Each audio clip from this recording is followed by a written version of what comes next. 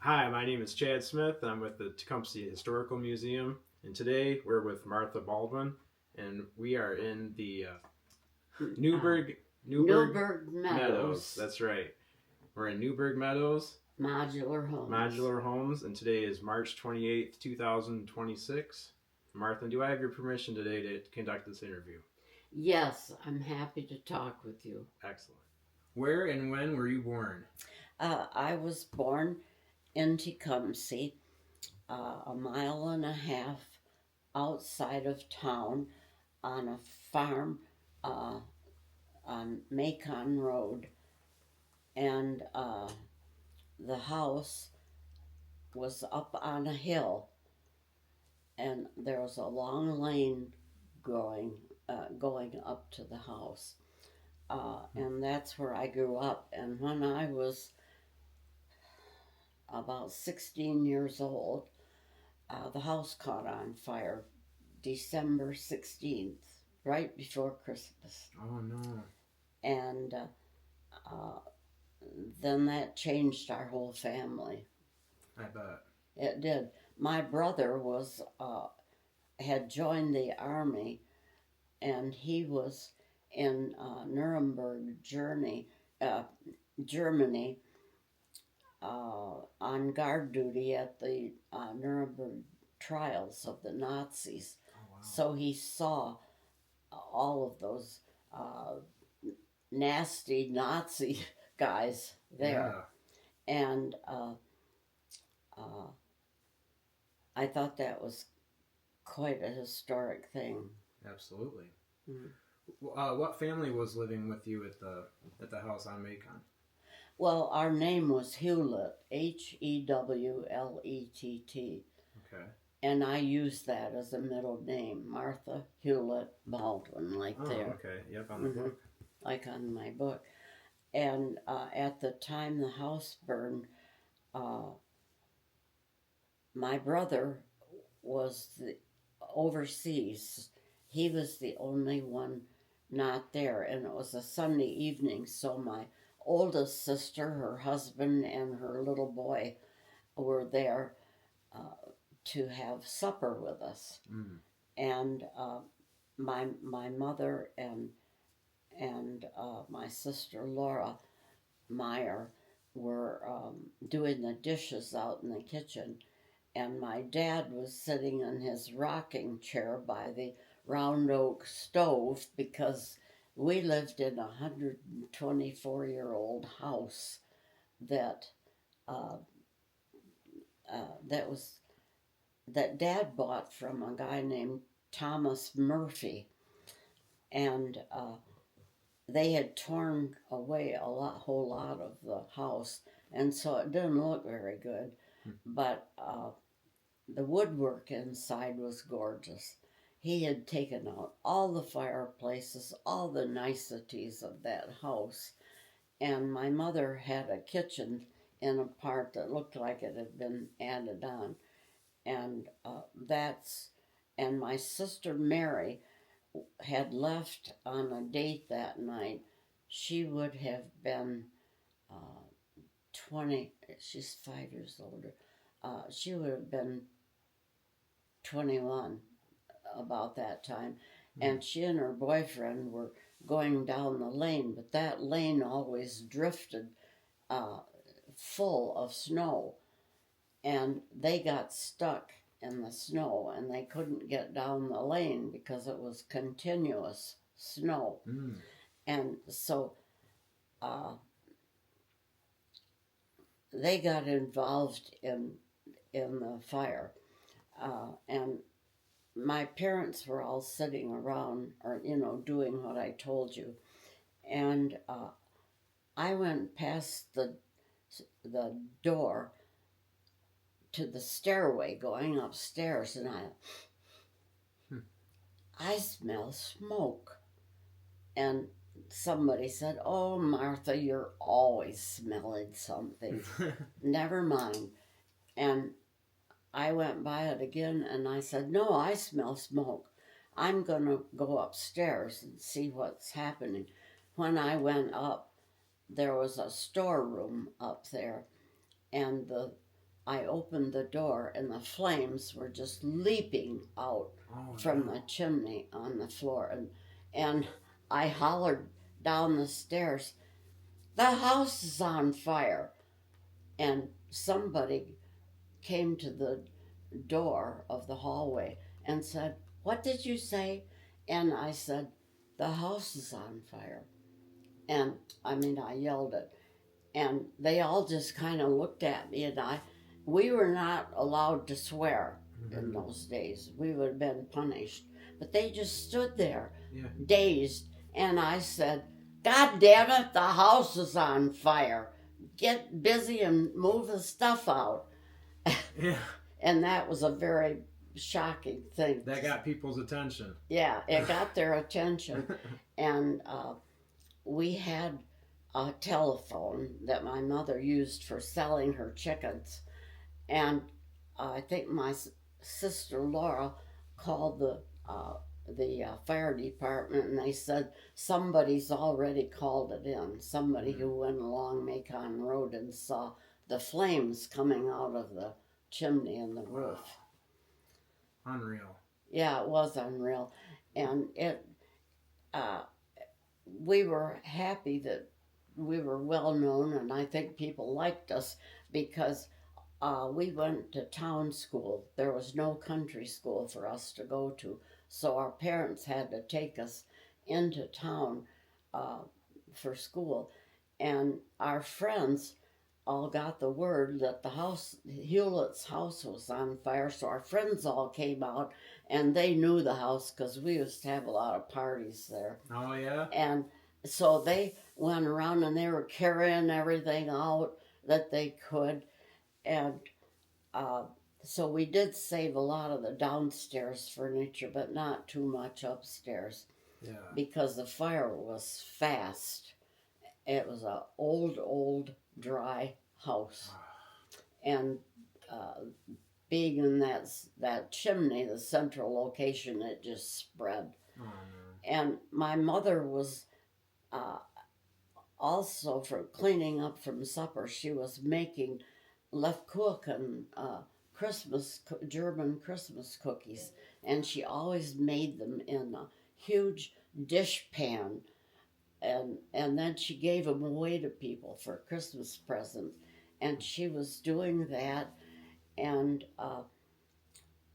the reason I mentioned it was that someone picked up that pan of dough with a dish towel over it and carried it outdoors and set it on a table, and it sat there until we moved it over to my sister's house in town, and it froze solid. So she left it that way, and she finally baked those Christmas cookies in March. No way. Yeah, and they were good. That's awesome. What a cool story to remember. Yeah, and everybody wondered where our cat went.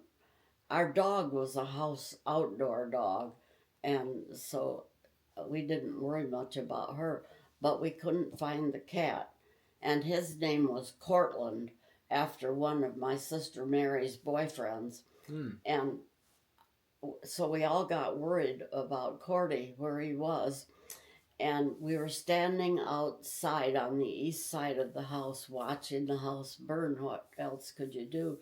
Yeah. And all of a sudden, we saw this thing leap up from the ashes of the house, blazing, and it was Cordy. He was on fire, and he leaped up out of the fire and ran towards the yard, and I suppose he rolled himself in the snow or something because he lived.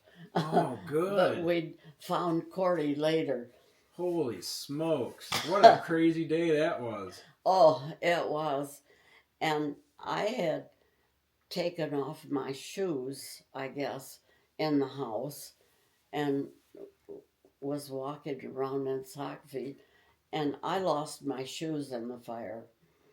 And I didn't have any shoes to wear to school. So my girlfriend, Barbara Humble, loaned me pair of shoes. Oh, wow. What an interesting, crazy experience that was. It was. It just went on and on. And nobody got hurt except Cordy got a little bit burnt, sounds Yeah. like. But... Well, his fur all came back, and we had him for several years after the fire. He says, "What did I just go through?" But to see that flaming cat leap out of the fire. Good thing he found some snow to roll around in. Absolutely. That's crazy. But we all moved into my sister's house on Shawnee Street, the Temple House, it was called, and it's still there. It's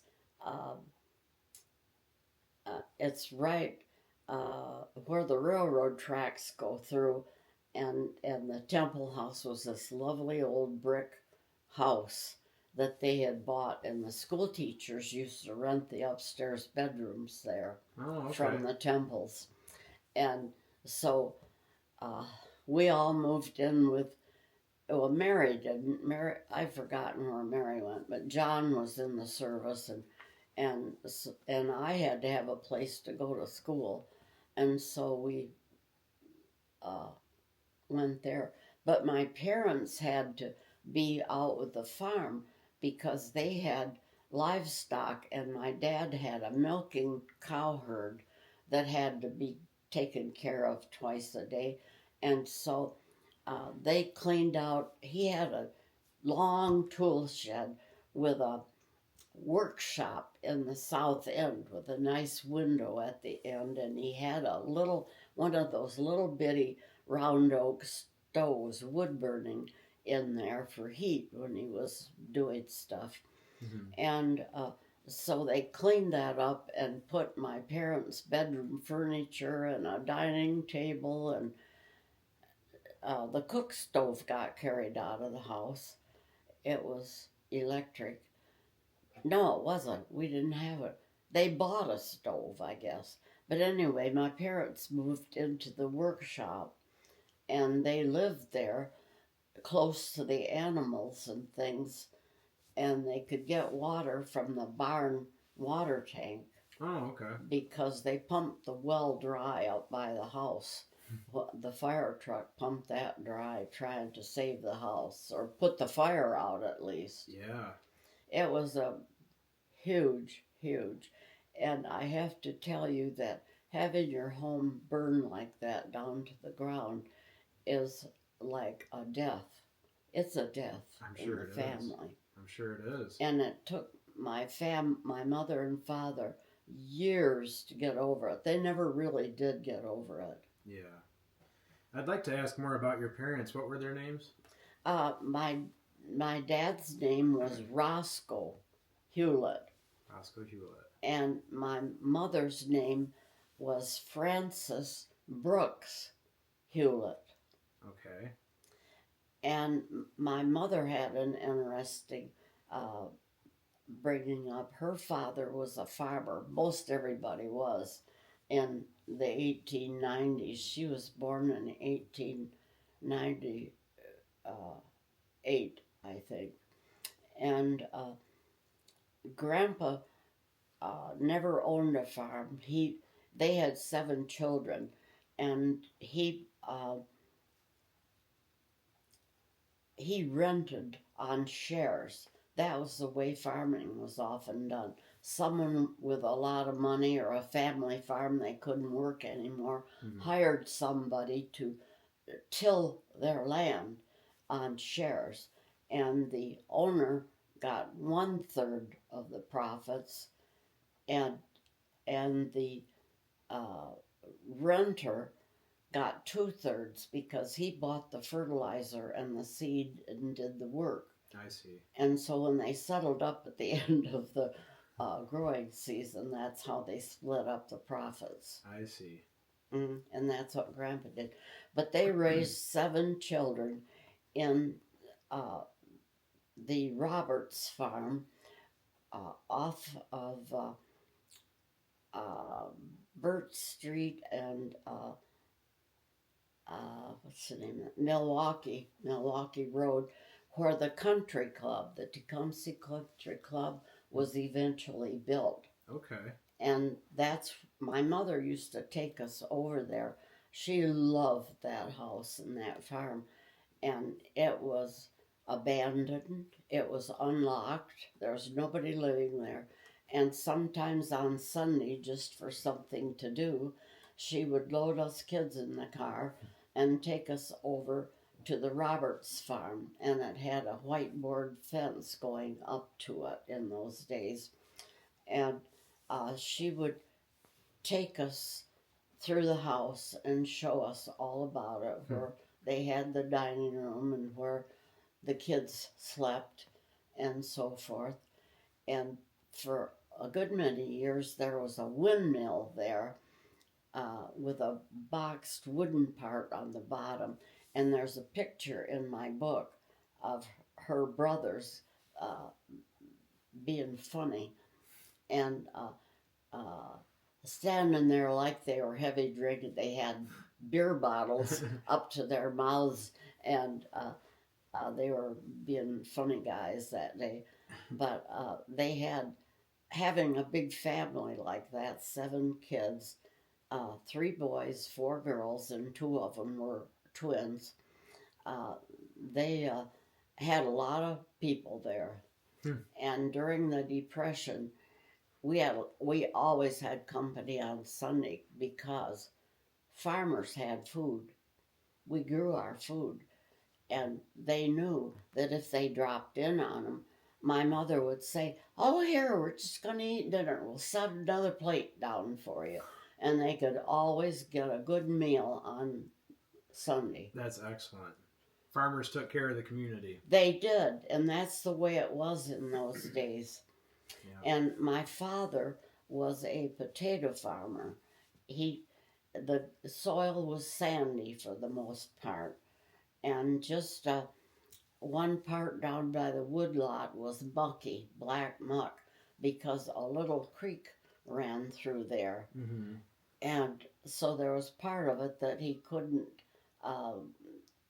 till. They called it working. He couldn't work that land because it was muddy and wouldn't be reliable to grow anything on. Mm-hmm. And where was I going with this? That was your father, right? Oh, yeah, my father. He raised potatoes on the sandy soil. And as we grew up, why, we kids were required to help pick up potatoes. And our school friends, especially my sister's friends, because they were the oldest, would come out, and my dad paid them by the bushel. They usually got about 10 cents a bushel. And he had my mom cut up cereal boxes and make tickets and put numbers on them. And each picker had a number, and so they'd take one of their tickets out and stick it in the wooden crate, and then when the wagon took all the crates up to the house where the potatoes were put in bins in the cellar, it was a dirt floor cellar under the house and had a side basement door. And my mom would take all the tickets out and put them in piles, and that's how they paid their workers. Oh, wow. And so that's another reason we had all those kids out there, because they knew the farm. Yeah. They worked for my dad. Mm-hmm. And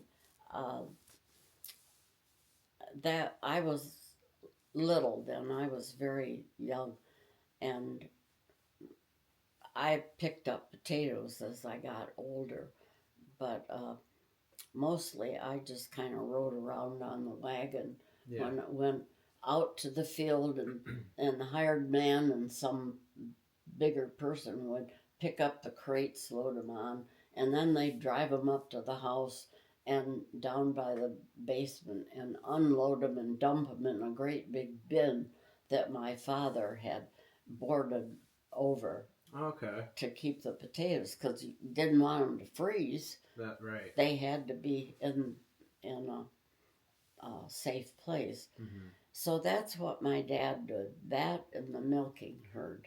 Okay. So was that his lifelong work, or did he do anything else? No, he was a farmer. Farmer. Okay. A farmer. I do remember there was a Baldwin Hardware, wasn't there, in Yes. town? When I was 14, I was old enough to have a boyfriend, I guess. And my boyfriend was Earl Baldwin, whose parents owned the hardware store. His father, Ned Baldwin, who was a wonderful man, owned the hardware store. And so all through high school, Earl Baldwin and I were a pair. Okay. We went steady. Yeah. That's what they said. That's right. We went steady. And then he joined the Navy when he got out of school because he wasn't interested in going to college. But I was. I was a student. And I wanted to go to Michigan State, which I did eventually. And so when he graduated, he joined up the Navy, and he was on a, what was that? It was one of those big ships, and it wasn't a battleship. It was... it'll probably come to me. But anyway, he was on a ship out of Norfolk, Virginia. And he became the water king on the boat. When they went out to sea, the water, salt water, had to be changed to drinking water. Oh. And that's what the water king did. Oh. He was in charge of making drinking water from salt water. I see. He was like the Adam Sandler Waterboy character. Yeah, I don't know who he is, but kept the fresh drinking water for the football team. Oh, yeah. Well, same thing. Same kind of thing, yeah. Yeah, and I would imagine that when you're out at sea like that, you go through a lot of water, so that was probably a big job. It was. It was a huge job. Mm-hmm. And mostly, as I got it, he was down in the guts of the boat most of the time because he had these great big pipes that he had to keep track of and so forth. Yeah, I think even today that's I think they call it desalination. Yes, they would. And even today, I think it's a pretty complicated process. I would believe it because it was a big process then. Yeah. And you said you mentioned your school. What school system did you? Tecumseh High School, the central building, located across from the present library. Oh, okay. Yep. That all of for us sale now. Graduated from there, but the grade schools, there was the East Branch, where the police station is now, and it was a tall Victorian building. It was, I think it was 3 stories high, but my mother had gone there as a young girl, so it was a very old, worn-out building, even though it was brick. But they had so many children going to school then that they couldn't accommodate them, and there was another school over in the neighborhood of, well, the building is still there, of, what would that be, Logan? No, not Logan. Anyway, there's a brick building over there, and that's where the kids went to kindergarten and 1st and 2nd grade or something like that. It's probably in Clara Waldron's wonderful books. And by the time I went to school, there were so many children that they couldn't get them there for the first and second grades. And so they opened up these old school buildings, West Branch and East Branch. And I went to East Branch to, to school, grade school. And then from there, you went to, let me think, when you got to fourth grade, you were enrolled in the Central High School building in the first floor. That was grade school. And then the next floor was high school. Okay. And the big auditorium in that building. Oh, does it have a cool auditorium? Yes, it did then. I don't know what they've done to it now. Yeah. But it had a wonderful stage and all of these seats. And Mr. Dustin was the principal then, and he was a nice old guy. And they, every Monday morning, they had programs in there for the beginning of the week. They had the allegiance to the flag and other things. We all said the pledge and so forth. And they would usually have some student who had acquired a skill in playing a musical instrument or singing, or they had a very active declaration department then that Aidan Mead was the director of. And they would give a program for maybe 45 minutes before classes started on Monday morning. And they all met in the auditorium. Even the fourth graders got to be there. And they used the balcony for all of that too. And at least 3 or 4 times, I was invited to play the piano on Monday morning. Oh, wow, that's excellent. Yeah, it was. And, you know, thinking back, I think I could play a whole lot better than I thought I could. I don't play at all now, and I gave my piano away. But Mr. Mead's oratory and declaration kids also did programs, and I won a state contest for which I have a old beat up dictionary over there that I won for my speech. I went to as far as the state because my presentation was so recognized. Wow, that's awesome. It was a great honor. Very cool. You had to memorize something, and I did that, and so it was a big honor to be asked to perform on Monday morning. Yeah, I can imagine. It was.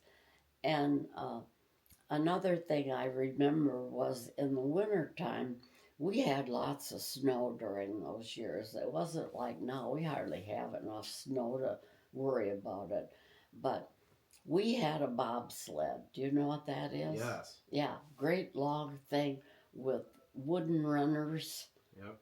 And we had that bobsled. My dad had 2 teams of horses. One, the Belgians, the mahogany colored with black tails and hair, all of their hair on their body. And if the snow was real bad or something and he had to take some wheat or corn to mill to get it ground to feed the animals, we used the bobsled to go into town. That's unbelievable because you can't run metal runners on cement paving. It makes sparks and stuff. And so my dad would use that, but he had to be wary of the conditions. Well, several times it snowed so hard that the country kids couldn't get into school. And the town kids could. The school was open. They didn't close the schools like they do now. the town kids all got themselves to school, but the country kids didn't. And if it lasted for a couple of weeks, you wanted your kids in school. Yeah. And so my dad on those days would hook up the team to the bobsled, put a bunch of straw in it, and he had great big old robes uh, that they used on the animals to cover them up, and he'd load the four of us into that bobsled with those blankets over us and take us to school. Wow. And I remember one particular time he took us, and we got there before school had started, but not very much before. And the kids could hear the bells. He had bells on the harnesses, like jingle bells. Yeah. And they heard when the horses walked, they went clink, clink, clink, clink, clink. And the kids said, "Hey, you guys, look, it's a bobsled." And they said, "Oh, it's Mr. Hewlett. Maybe he'll give us a ride," or something like that. Yeah. Well, my sisters, who were having boyfriends and stuff then, were mortified that they had to ride to school in that country hick bobsled. But my parents said, "You're going." Yeah. And they were so embarrassed to be driven up in front of the Central High School and have to get out of that and shake the straw off of themselves. Well, hey, you got to school and it was pretty comfortable. Yeah, it was. And the kids came over and started hanging on the sides of the sled. "Mr. Hewlett, will you take us for a ride in your sled?" And so my dad would count up how many he could put in it, because, you know, the horses are limited, of course. So he'd take a load, and he took them all around that square and over to, what would it be, Ottawa Street, or that's not right. Yeah, I guess it is. Over to the next street and around the square and let that bunch off. And then he'd take another bunch until it was time for them for the bell to ring and go into school. And that really is a memory, and I've often wondered how many other people remember that besides me, because since I've come back to Tecumseh, I cannot locate anyone from my graduating class of 1947 who is still alive. Oh, wow. I just haven't. I wanted to put a little ad or something in the Tecumseh Herald and say, "Is anybody still around from the 1947 graduating class? If so, please call Martha Baldwin, Martha Hewlett Baldwin." And my daughter said, "Don't you dare put that in." She said, "The way things are today, you'll get all kinds of queer answers and unworthy people calling you and so forth." And she said, "Don't you dare do that." So I didn't. Oh. Well, we might be able to help you out with that at the museum or through the society, you know, contact some people that we could maybe find some of those people, you know, for you. But well, there were only 52 people in my graduating class, and that included, I think, 5 guys who had quit school to join up the services, because this would have been in the 1940s, and they joined up and went off to war and did not graduate. And so when they came back, they needed a diploma to get a job, and so they took courses and graduated with my class, 1947, because the war ended in, 1945, 40, earlier than that. 42 maybe. 41, no. That was a little later, maybe. Pearl Harbor was 1941. And so, anyway, however it worked out, they graduated with us. Okay. You did mention that before the house burned down, you guys had a lot of parties out there. Yeah, we did. What can you tell me about some of the parties that you had? Probably some funny stuff that I shouldn't tell. Maybe I won't. Well, we just invited kids that we liked and knew, and somebody. My parents did not drink, never did, and I'm a non-drinker. Actually, I'm allergic to anything fermented. I found out as an adult, so I had to quit. I couldn't even enjoy a glass of wine, which was popular at that time. Yeah. But anyway, somebody got beer by the case. Oh, yeah. And brought it to the party. And different ones would bring things to eat, and we made popcorn, and we had potato chips, and I don't know what all. We had food. Mm-hmm. And the kids we had, I think we had a record player or radio or something. Anyway, we danced because our dining room was large, and it had a linoleum covered floor.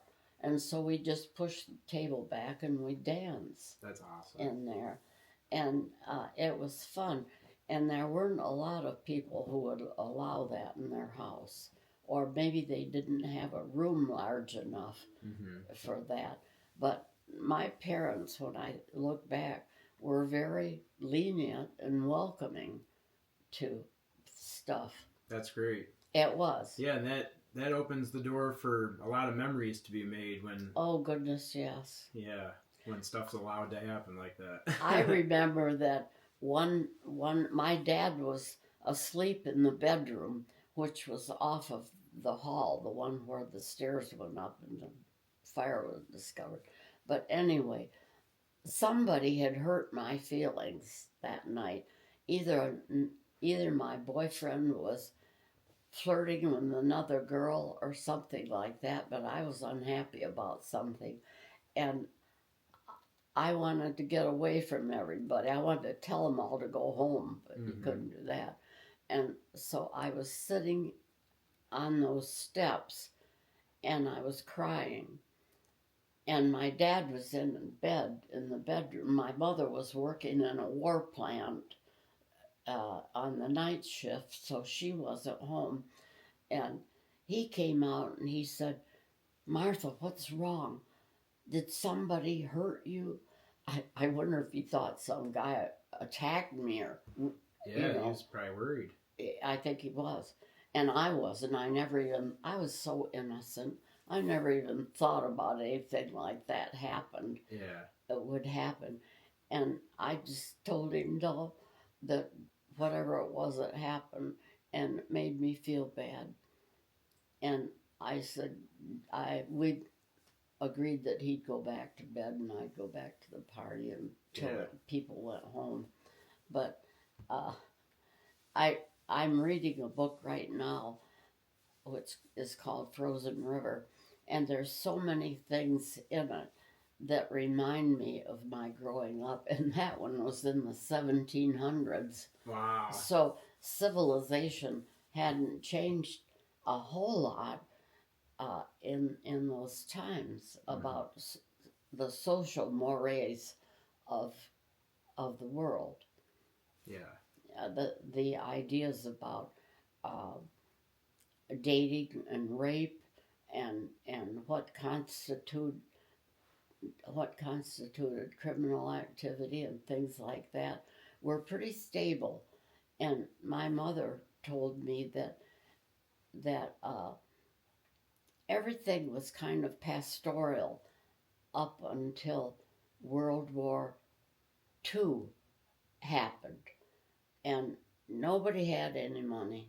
Nobody had cash or anything like that except wealthy people who had either inherited it or had been lucky enough to find some job where they made a lot of money. But most people were really poor. And where was I going with this? I'm sure there's a lot of bartering and stuff that goes on, and trading, and Yeah, I'll bake you a cake if you mow my grass or something yeah. like that. And I remember my mother having quilting parties at our house, and she had big long 2x4s that were made to roll quilts up on as you tied them.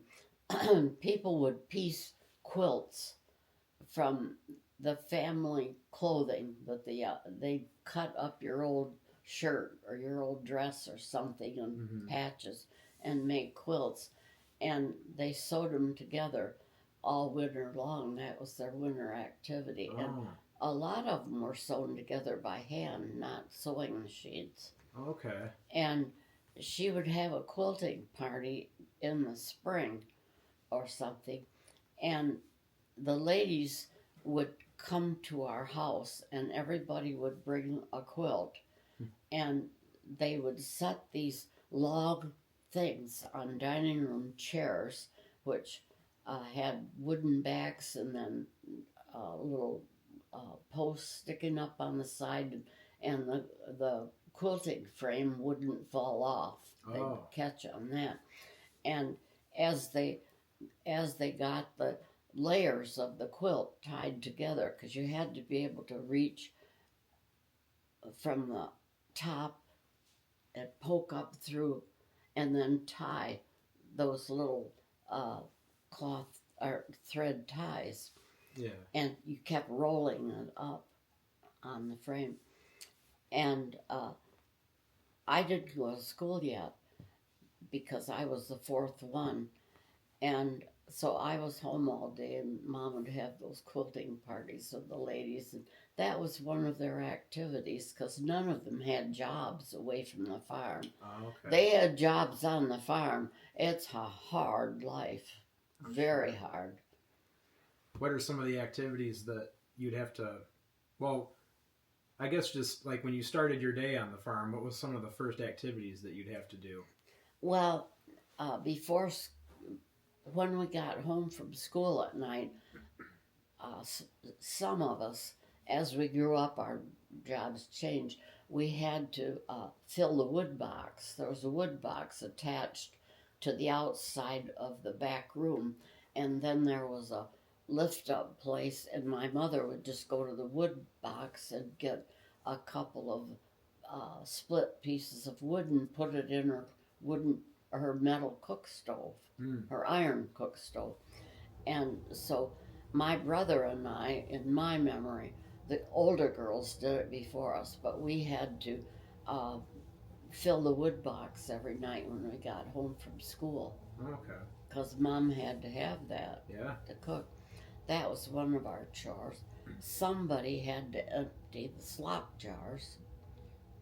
The slop jars? That's where you went to the bathroom at night. Oh, I know what those And look they were like. tall with a cover, usually galvanized metal, and they were tall, and each room had its own slop jar, and somebody had to empty the slop jars. Bet that was a fun chore. Oh God. It was bad enough to have to use the nasty thing. I can imagine, yeah. But otherwise, you had to get, in the wintertime, you had to get up and go through the snow and go out. And so Mom allowed us to have those slop jars in the house. But in the daytime, no, you do not use that. I can imagine. You don't use it until in the night if you have to get up. Yeah, only if you really need to. Yeah, and that's one of the things I thought maybe you wouldn't want to know. But it's one of the basics of life. Exactly. And it's something that a lot of people today just have no idea about, because all we have to do is walk up and go to the bathroom and come back and sit down, and we have running water, and we can flip a switch and the light turns on. And We had none of that. yeah, none of that. And one of my other jobs when I got home from school was cleaning the kerosene lamp chimneys. Because nobody had electricity on the farms at that time. and there weren't strings of lights or poles or anything. If anybody had electricity, they had money, and they had their own generator and made their own electricity. Oh, okay. But otherwise, everybody used kerosene lights, and the chimneys get all smoked up, and then they don't give you the light you want. Mm-hmm. And so those have to be washed every day because they get smoked. And also, the bowls had to be filled with kerosene, Mm-hmm.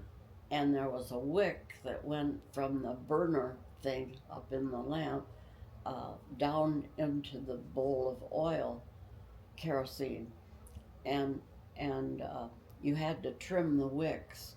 They would burn down, in this black belted wick had to be trimmed off each day.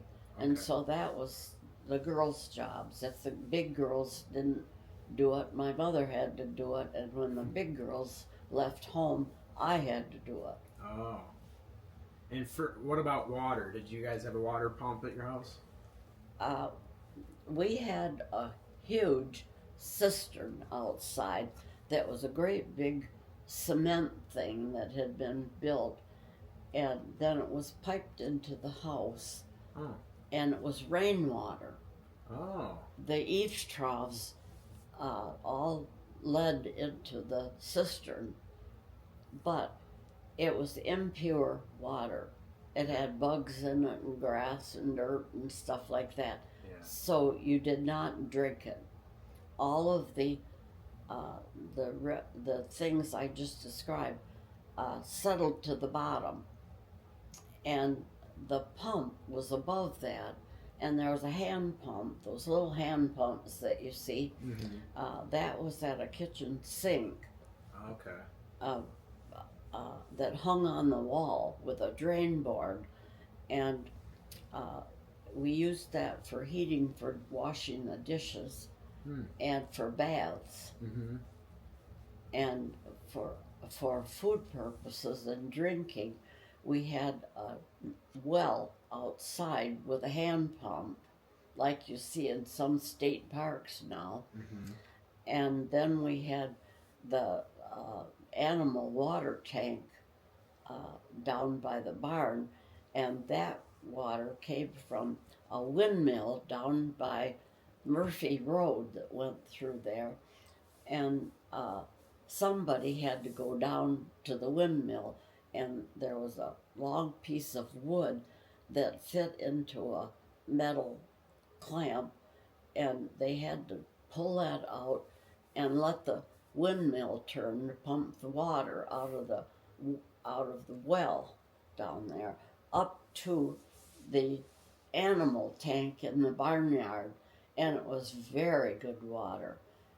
There was a pipe that went up and over and didn't go through the tank where the animals drank, and Dad had a hook or something on it, and you could draw a pail of good water from that. And if the well was dry, then we had to go down to the barn and get barn water. Oh, okay. Yeah. Oh, is that your phone ringing? Yeah. I can go grab it for you. Oh, okay. Did you see it on the counter there? Yeah. Might be my daughter. She was gonna come over today. Yeah, it is. It's Laura.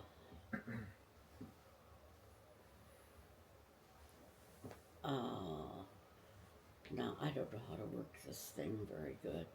Let's see, I'll have to call her back.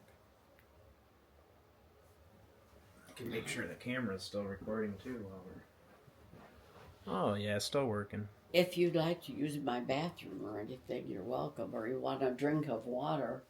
Oh, sure. Yeah, we can take a break too. We've been talking for 51 minutes. Oh, have we really? Oh, I'm going to have to figure out how to call Laura back. Let's see. I'm so bad at all this stuff. Let's see, all contacts. Well, imagine how bad it's going to be when I'm your age. I'm not gonna know how anything works. AI is bad now. Yeah, it's getting ridiculous already. This whole time we've been talking, there's been geese flying and swans flying, and Yeah, isn't that nice? it's very nice. Here, I got her.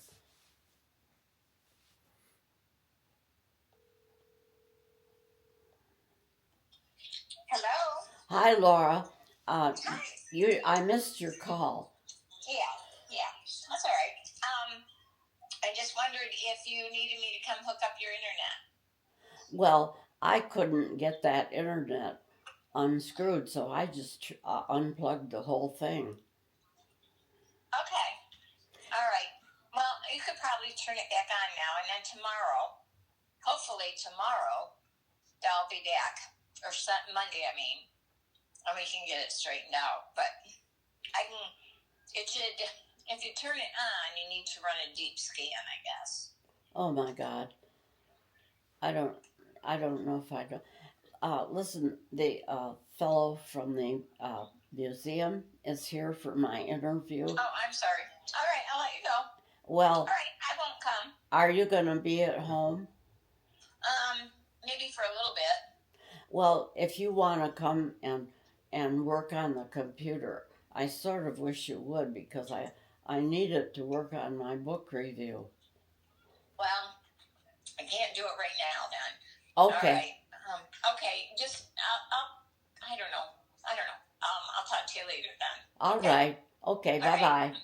Bye. Bye. Okay.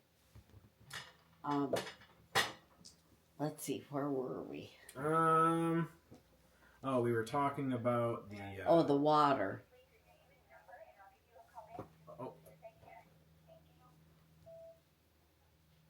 Oh, she left me a voicemail that I didn't pick up. There, I turned that off. Okay.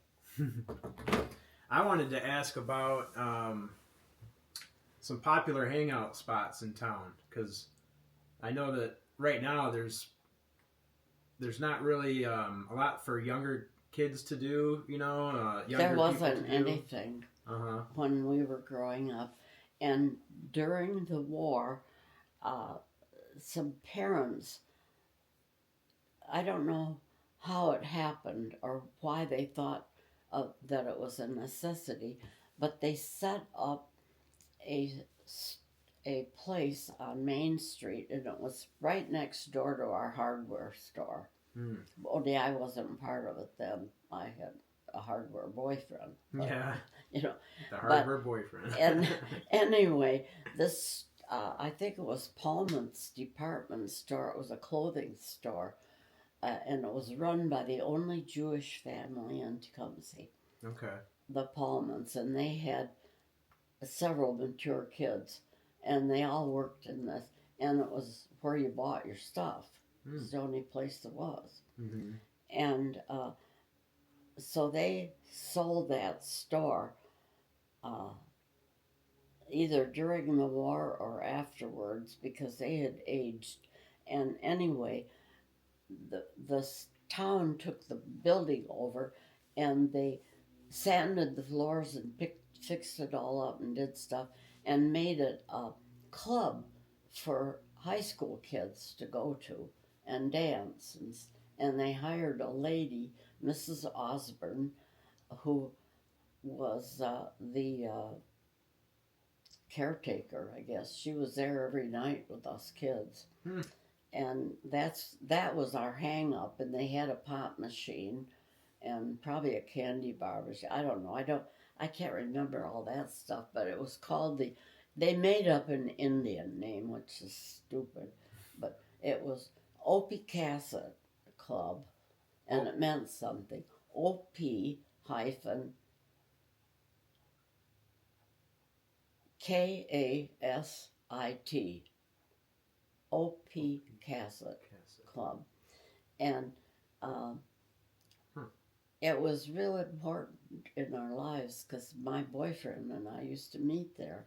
And a lot of kids, same way. Yeah. Kids in my class that were dating and going together, and it was a place that our parents approved of, and we could go there, and it had hours. Yeah. And that's the only kind of activity that I remember organized for kids. Mm-hmm. But for people there, I just have to laugh about this Tecumseh Tavern in town now, because it was over in that block where Schmidt's Pharmacy is now. It was in that block, Mm-hmm. and uh, it was not recognized as a nice place by townspeople. It was a nasty old rough bar with crappy old furniture and stuff. And I think they did serve food, uh, like hamburgers and stuff, potato chips. And nice people did not go in there. Oh yeah. Yeah. But I'm sure the fun ones were. The fun ones went in there. The drunks. The drunks. The drunks. The town drunks, how about? Our hired men. We always had one or two hired men. And they always hung out on Saturday night or Friday night or whatever at the Tecumseh Tavern, because there wasn't any other place. Well, there was the bowling alley. They served beer too. The bowling alley was over there by Uncle Willie's harness shop. Oh. It was where that Miko's or something is now. Oh, behind the American Legion building. Mux. Yeah, Mox. It was little bar there. in that location, and that was the bowling alley. mm-hmm. Oh. But they sold beer, and that wasn't a place for children. Oh. No children went in there. Sometimes some lowlife people would take their kids in there with them, mm-hmm. and buy pop and potato chips in those little ruffled paper containers, New Era. Mm-hmm. You know. Yep. I remember that, and we didn't get to do that except maybe once or twice a year. My aunts and uncles from the farms and stuff around would agree to meet at the Tecumseh Tavern or the bowling alley, and they would sit around and drink beer like on Saturday night. Mm-hmm. And babysitters were unheard of, so they took us along with them, and we had to sit in a chair and behave, whatever that meant. Yeah. You sit there and you behave. And they bought us a big thing of potato chips and a bottle of pop, and that was our entertainment for the evening. Yeah, and the parents were trying to let their hair down and trying to relax, and they just needed something to, you know. Yeah, so they had to take their kids with them, but Yeah. it didn't happen often. Okay. Because that was, I don't want to say a despicable place. It just was not nice because all those rough drunks were in there. Yeah. But they usually stayed kind of in the back of the place.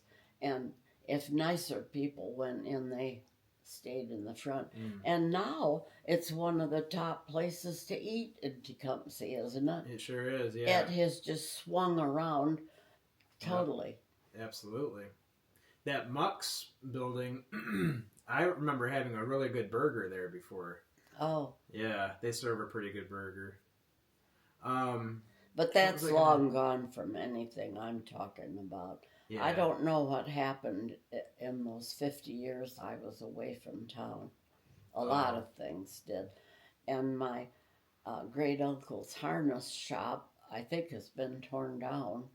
Mm. I don't think it's there. And for a long time, Roger Linger operated a meat market back there, and he sold live chickens. Oh, wow, right in town. Yeah, he had a great big stock tank inside there. It was diagonally in the store, and he had water running in it all the time, ice water to keep the chickens cold. Oh. But they had been plucked and uh, butchered. They had no innards in them. Yeah. And he just had like a couple of dozen chickens in that stock tank. And this was when I was a young married woman, and I got married in 1952. And yeah, I guess that's when it was, 1952. And I used to go there to buy my meat, my chickens and stuff. Okay. Roger Ligger and his wife Polly ran that store in Uncle Willie's former harness shop. The harness shop. I need to do some research and figure out if we have any pictures of that place. I'm sure you do. I'm sure we have some information about it. Yeah, I think Uncle Willie, it was William Van Antwerp. Oh, that's an interesting last name. Dutch. Dutch? Van Antwerp. That's something we could get into. Is if you know of your ancestors. I don't. You don't know anything about where they No, came that from? was married on the Cummings family, and I don't know how that's spelled. If it's INGS or if it's INS. Here's another interesting thing. That's hauling in hay during the war. That's my sister Mary on the tractor. Oh. I didn't operate the tractor. There's our new house being built. Oh, wow. And there's one of the only pictures of our old house that burned. Oh. And that's Mary with our dog Tess, our outdoor dog. Yeah. Was that was the dog that was in the fire? Or no, that was the cat. The cat. And there's my mother's family. That's my mother, and that's my mother, and that is my mother and the twin aunts. Oh, okay. And there was one more girl, Gertrude. She wasn't in that picture. It's beautiful. They were very nice looking women. Mm-hmm. Had gorgeous dark hair. Everybody had tons of hair in those days. Yeah. Yeah. And that was a pretty big fashion thing, you know, but... The Gibson girl look. Have you ever heard of that? No, I haven't. Oh, the Gibson girl was a stylish thing, and they took all of this hair and pulled it up, and then they bloused it out full around their hair like those ladies do, and then they tied it up in a knot in the center and stuck these gigantic hairpins in it. They were made of bone, but now they're made of plastic. Yeah. They look like that, but and they stuck it through their bun. Huh. They used to be made of bone, huh? Yeah. Oh, that's interesting. Yes, and then another thing I remember is that my neighbors who lived our farm neighbors lived in the Sutton house, which is from Murphy Road. You go out to Macon Road, and then if you turn left, there's some houses there, and the big old one was the Sutton family house, and that was their farm. And they had a back porch with a old-fashioned washing machine on it and an old-fashioned crank wringer.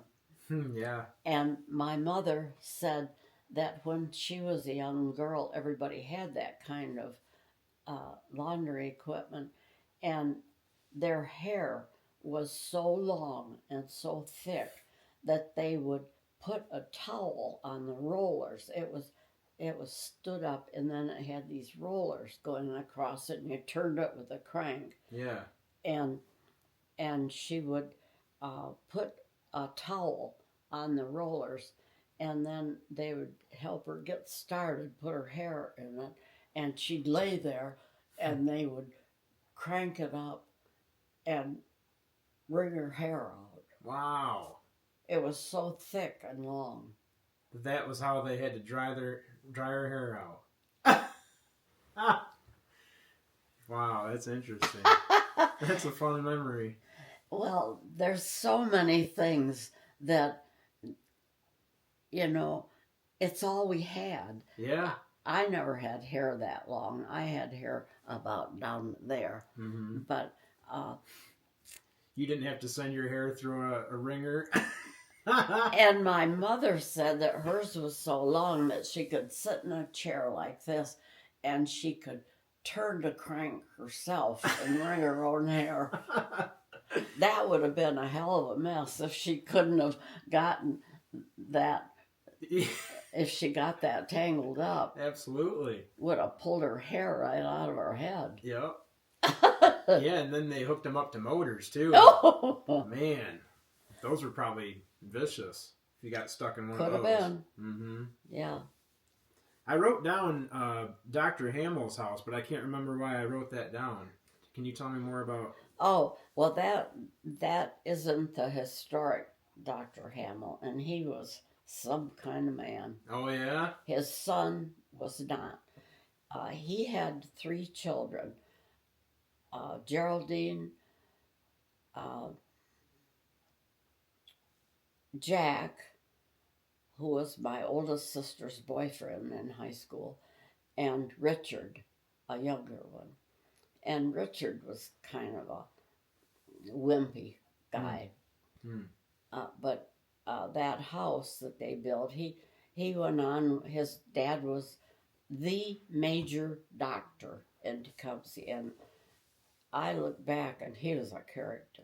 He was an officer in the army in World War I, and I'm thinking he was a colonel, but I'm not sure. But there must be historical records about Harry Hamill, H.H. Hamill, Dr. H.H. Hamill, and highly respected, very brusque, no nonsense guy.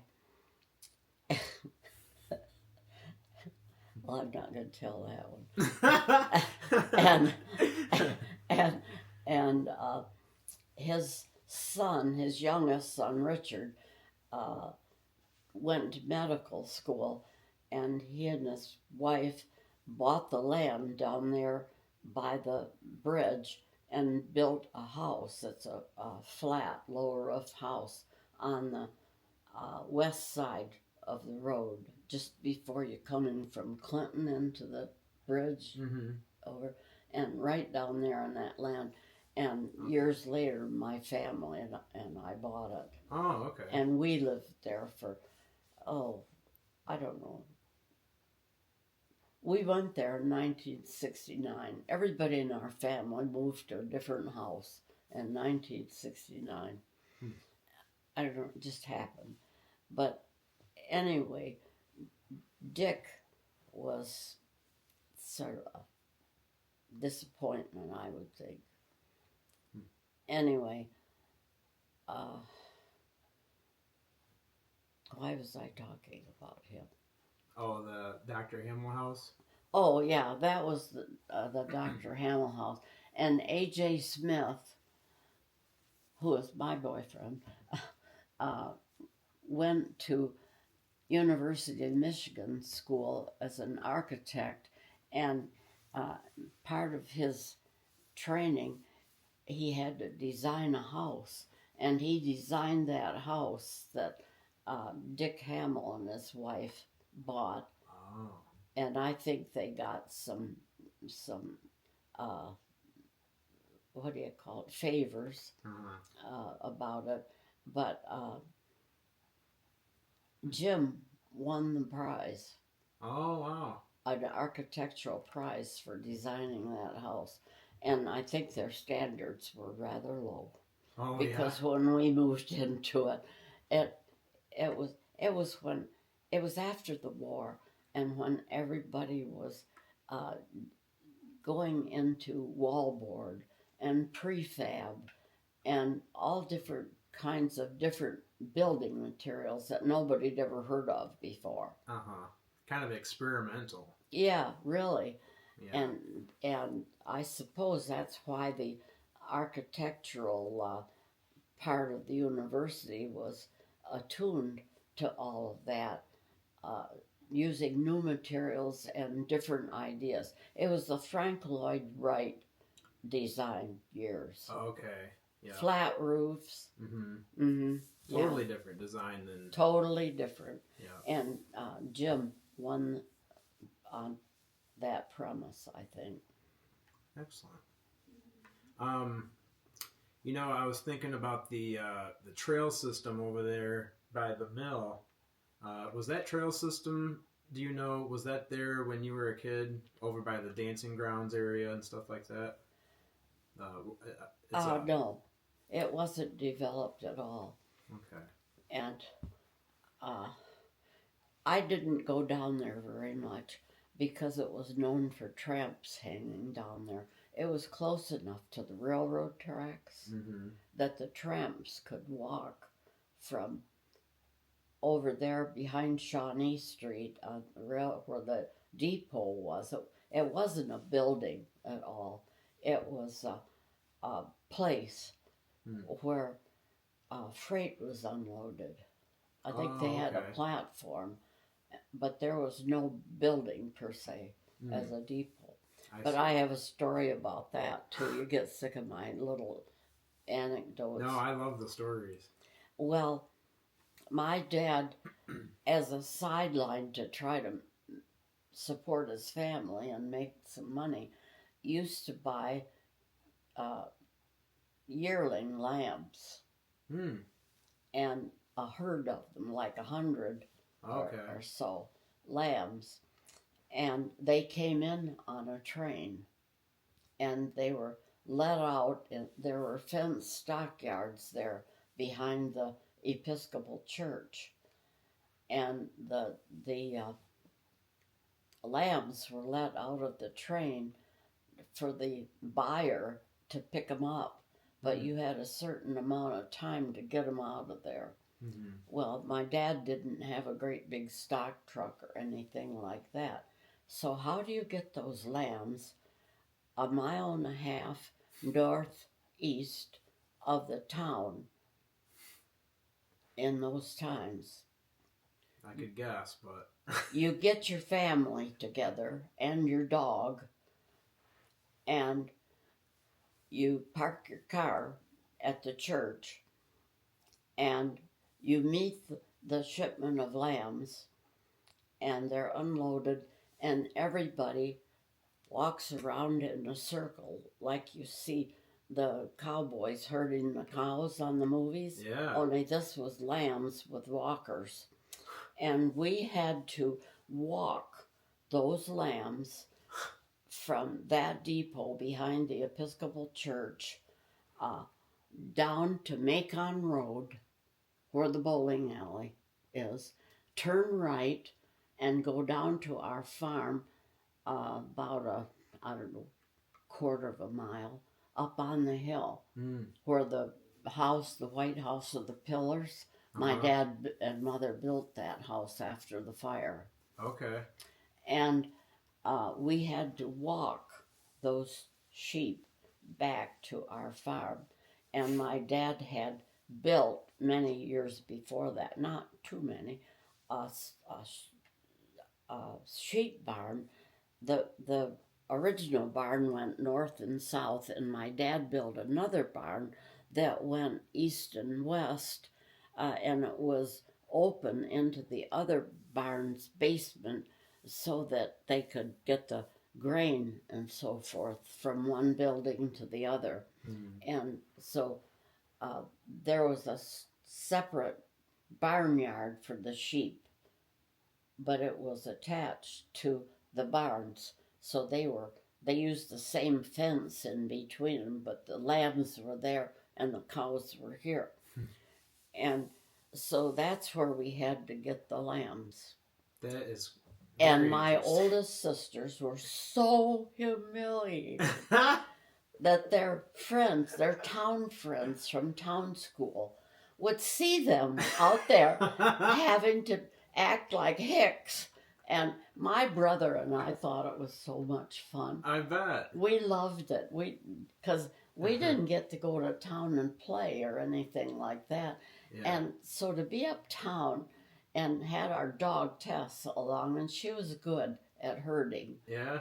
And so we, and my mother was there. She drove the car up, and if the lambs got out of control, kind of, then she parked the car and she helped too to get them. But the family drove that 100 maybe of lambs that far. And That's all how 100 made it. Oh yeah. That's awesome. And there was a man in town, what was his name, who ran a trucking business, and he would truck your lambs for you. He had big stock truck with boards on the side. You've seen him driving down the road. Yeah. And he would load your lambs in there, but it took about 3 loads to get them, and it cost money. Yeah. And you were doing this to make money for your family. And so Dad didn't want to put out any money. He didn't have any anyway. Nobody had money. Yeah. Farmers had no money until the crops came in, unless you had a milking herd. Mm-hmm. And that's why we had one, because you got a monthly milk check. And that's how we had any money. Wow. So everything was real tight. Very tight. Mm-hmm. And it wasn't just my family. That's the way it was. Yeah. So the whole town kind of just had to help each other. Neighbors came together. It was more of a community. I'll tell you. Thrashing day was so exciting. Yeah. Oh my God. Thrashing and corn filling were so exciting. Yeah. There was a man named Billy Lowry, and the guy was born with a hair lip. And he loved to talk. It was like he didn't realize that people couldn't understand him talking. He thought he was normal, but he was a big talker with this hair lip, and it was awful to look at because it kind of flapped. Oh. And Billy Lowry owned this great big steam engine with a roof over the top, and it was filled by wood. So he hauled a trailer behind the steam engine with wood, and when he was going to do your fields, he would come the day before. And I remembered, we knew he was coming, we kids, and we'd keep watching for him because he had to come up the front lane, the long one, because the other one was loose sand, and his big thing would get caught, stuck. Yeah. And so he'd come up, chug, chug, chug, chug, chug, chug, chug, with that great big steam engine and the wood, and he'd park it there.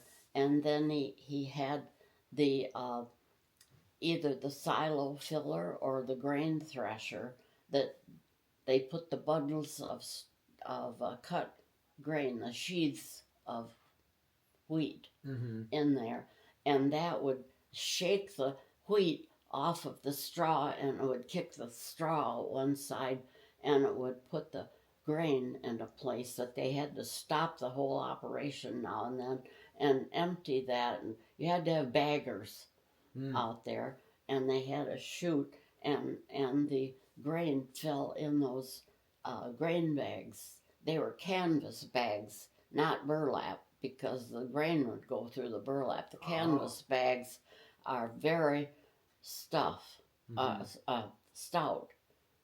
Yeah. And so that was very exciting. And that was just the beginning of it. He brought that up, and then he had to take, he deposited the wood at some point, maybe later, but he had to bring whichever threshing machine or silo filling machine he was doing for you. And he had to haul that up the lane, and he'd park it in position out there. And that happened the day before. And then the next morning he would come, And the neighbors that Dad traded work with would all come with their horses and teams, or their horses and wagons, and they would pick up the stacked. I'm trying to say the right words. The sheaths of wheat. They pile them up. There'd be they'd start with a couple of end pieces, and then they'd put a couple of more sheaths in and make side pieces, and then they'd put a couple of them on top. It was like a little square, a big square, and then they let the grain dry for a while after it was cut, and then on threshing day, the neighbors would come and they would lift those sheaths of grain onto their wagons and take them up to Billy Lowry's equipment, and they had great big belts, and the belt ran from the thrashing machine back to the engine. Oh wow! The powered engine, that I described first, and that was what made the whole operation happen. Yeah, and so every neighbor pretty much probably had the same operation going at different times of the year, and everybody helped out. Yes, they did, and my dad would drive around and say, "Well, I've got Billy Lowry coming next week on Tuesday. Can I count on you to bring your team and wagon over and give us a hand?" Yeah. And they just let each other know their date, and it was all in their heads. Wow. And they had to pay Billy Lowry to do that. Okay. Yeah, that was my question. He earned his living. That was how he earned his living. Yes. So he would own the machinery and the equipment, and he would go to the different farms in the area. That's it. Okay. That's right. Awesome. And then the neighbors all helped with it. And it was like an area close enough to drive the horses over for the day, and then be able to drive them back. I wonder if any neighbors didn't have any money, and Lowry would take, other forms of payment, maybe for. That might have happened. I don't know. Times were tight. They were tight, and the Lowrys lived right across the road on Murphy Road, where my husband and I built a house in our family's woods. My dad gave us an acre of land in the woodlot, and we built a house, and it stayed in the family all these years. My niece, Julie Hewlett, and her husband, Spencer, what's his last name? She wouldn't take his name. She kept Hewlett. She said, "I was born a Hewlett and I'm staying a Hewlett." And because she'd had a divorce in between with a guy that turned out to be a drunk.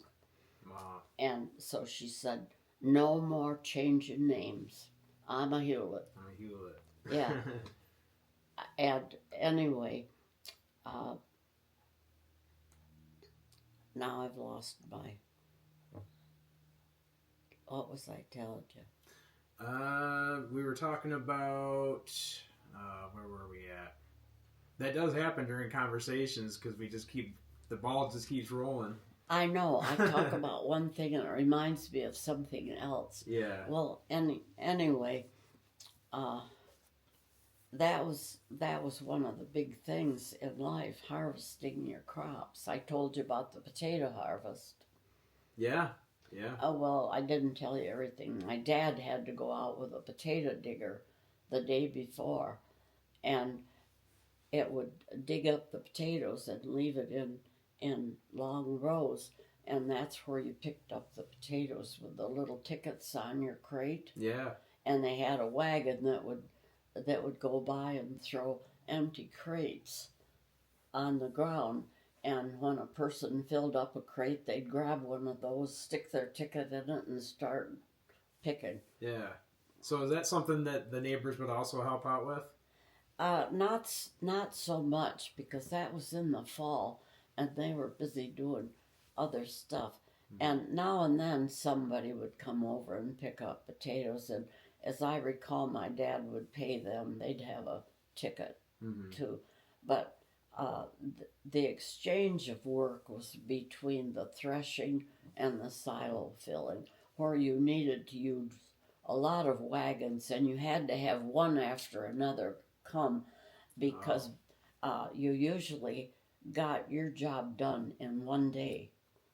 And then Billy had to move to the next farm. Yeah. And he'd arrange his work according to where, where they lived. So he wouldn't have to drive here and back there.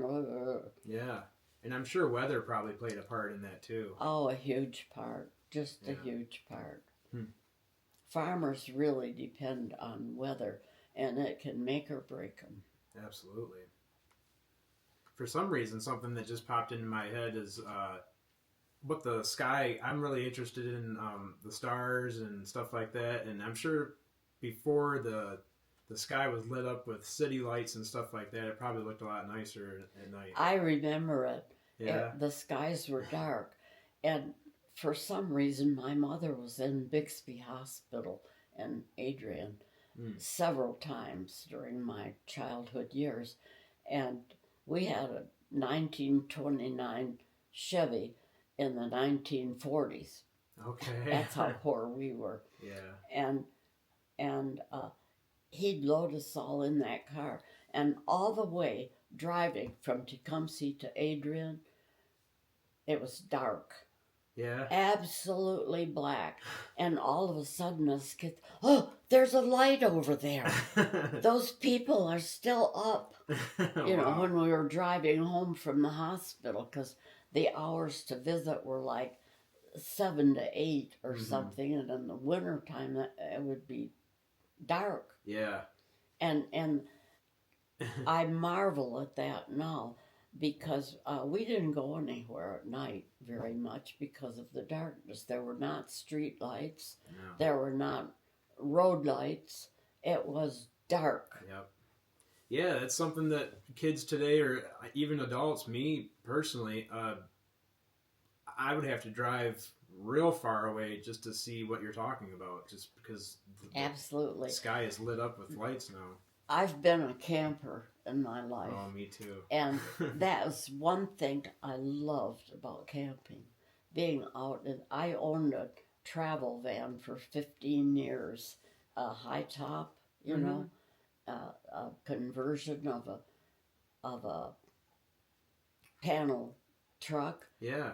Made it with that high top added on, and I have been in every state in the United States, and up into Canada, and mostly by myself. Really? Yes. I've had some big experiences in Wow. campgrounds and driving that vehicle, and trouble on the road, and the going down to the north entrance to Grand Canyon, and all of a sudden the engine starts going, yeah. Oh no! You're at the north end of the Grand Canyon? And I thought, what do I do now? Yeah. And I always figured it out. I Isn't that always something? could do it, and I was all alone. My Wow. brother worried about me so much. And at the beginning of the traveling, cell phones were not common. And so I would have to always look for a place, a town or something with phone booths, and call my brother about every 3 or 4 days and tell him where I was. Yeah. And I remember particularly crossing Nebraska. There was hardly a town or any place with a phone booth. And I knew my brother was expecting a call from me on Tuesday, and I couldn't find a place to call him. Oh no. And so, I did everything by maps. And AAA triptychs. Have you ever used those? I've heard about them. Oh, they're wonderful. Yeah. They're wonderful. I used them for years. Those are where you pick a destination and they tell you everything about the area. And... They draw you a map. Oh. I used to go to the AAA office, and I would say, well, I want to go to, I'm trying to think of a campground. I want to go to Yellowstone Park on this trip. Mm-hmm. What's the best roads for me to use? Can you? And they had information about where there was road construction and things like that. And so these women were so they were so good. And they would, I'd sit at the office for maybe half hour, and they would draw all of this out on maps, and they would write where to turn and what road and everything, and that's how I traveled. Wow. It was wonderful. Yeah, that is really cool. Oh, those were my golden years. I had the most wonderful time. What sparked that whole chapter in your life? Well, it's something I always wanted to do. I loved the national parks, and I had been to Smoky Mountain National Park. That's the first one I went to. Okay. And I'd been there with a group of girls from Ann Arbor. One of them had a timeshare in the Smoky Mountains, and so she'd load us all in her Dodge van, and we'd drive down there, and then we had a house, and we all slept there. And I loved the Smoky Mountains, and I kept thinking, when I retire, I'm going to buy an RV and I'm going to travel, which is what I did. Yeah. Yeah. And you don't regret that at all. Oh, no. And I bought a used RV for $21,000. Mm. And I had that saved up at that time. And so I just bought that. And I worked at Warner Lambert Company in the patent department, and the head of it was lawyers, doing patent lawyers, Okay. which are a separate group. And my boss and I got along really well. And so they decided that I was too old to work there. They didn't want anybody working at Warner Lambert who was over 55. Oh. And I was 64. Oh. So I guess it was time to go. Well, they fired me. Oh. And that's another story, but it doesn't matter. I went to an attorney in Ann Arbor, and he said, "You've definitely got a case of discrimination here." Mm-hmm. But he said, if you want to spend all the money you've saved up and spend the next 2 years fighting Morris Plains, New Jersey, where they've got big-time attorneys and corporate things, he said, then I can do it for you. But he said, I would advise you to just take your severance pay and go. And I did that. That was the right decision. Good. But they were jerks. Yeah, I'm sure they were. But if you would have fought and stayed with them, you would have had to work instead of going on adventures. Right. So that was the best decision. It was. And I think that when my boss, Charlie, he kept up with me. And when he saw what I was doing, he was so encouraging. Oh, that's good. Yeah. That's excellent. It was, like I said, golden years. Yeah. They're kind of golden years now because I love this place so much. Right, yeah, it's probably hard to pick a time in your life that was like the best time of your life because you have so many of them.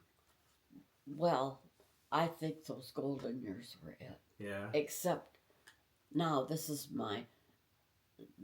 probably my last destination because I'm 97 years old.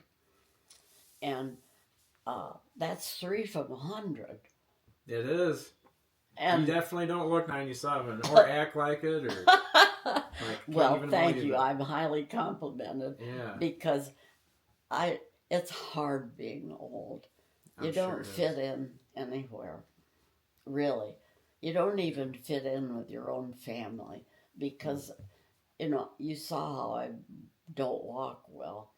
And I get so tired of standing here all by myself. But it's so beautiful. It like is. with weather like this, and when I can get outdoors, if I can just work in my yard and plant flowers. I bought these primroses at the grocery store, and I want to get them in the dirt, but it's too cold. It just keeps changing temperatures. One It minute. does, and so I had them in my bedroom in that front window, and I don't trust myself to carry things very far without dropping. So I put them in that clothes basket, and then I can kick it with my foot Mm-hmm. and move it. And I'm going to put it out on the porch again, on the deck, and harden them off. So I think next week is going to be warmer, Yeah. and I can plan them out. But primroses will come up through the snow. Oh, okay. Oh yes, I've got a couple out there now, but I want more Mm-hmm. because they make such a lovely showing. Yeah. And some of them will bloom all summer. It just depends on the species. Huh. So they'll go right through the snow, you said? Yeah. Wow. Pretty My great. house, I used to live at Chapel Hill Condominiums in Ann Arbor. It's off Plymouth Road, and Plymouth and Green. Okay. And I had just beautiful primroses over there. Yeah. Man, I really want to ask more about these, the adventures in the RV. Oh, 'Cause God. that just taps into my interest so much. It's something I'd love to do. Oh, if anybody likes to travel and you like to just... I use those triptychs, but lots of times I would be somewhere and I'd see something and I'd think, I'm just going to take a side trip over there. Yeah. And you know about the Battle of Wounded Knee with the Indians? I went to the cemetery of that. And that was very interesting. But I listened to a tape, Burying My Heart at Wounded Knee. It was a famous book. And I would always listen to tapes on my RV while I was driving.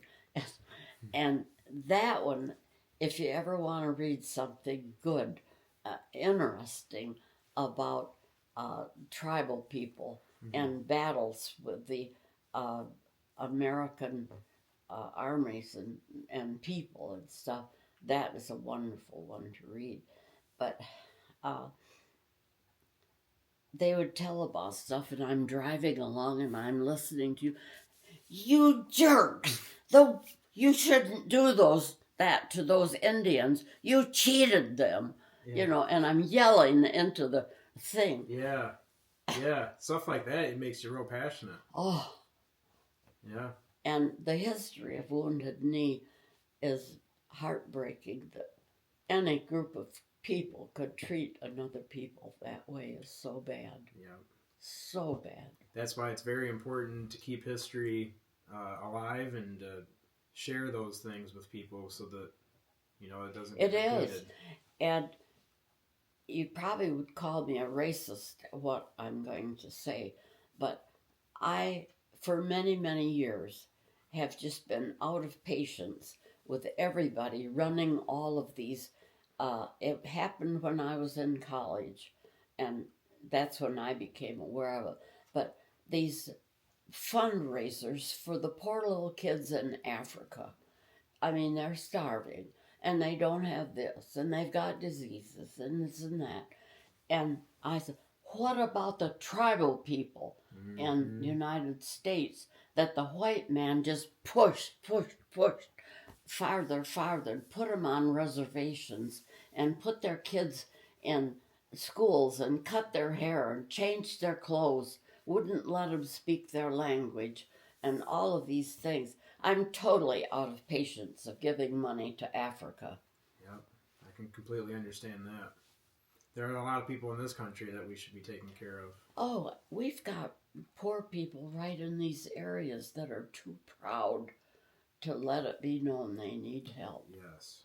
And when I was living in Chapel Hill, all those years, my daughter notified me of projects that they ran in Tecumseh where someone would sign up to help a family, and they'd take a whole family and sizes and likes and dislikes and so forth, and then you would buy Christmas gifts for them. Well, I joined in with her and her husband to do that. And so we always went shopping and bought things for these families in Tecumseh. That's very nice. And I don't think they have the same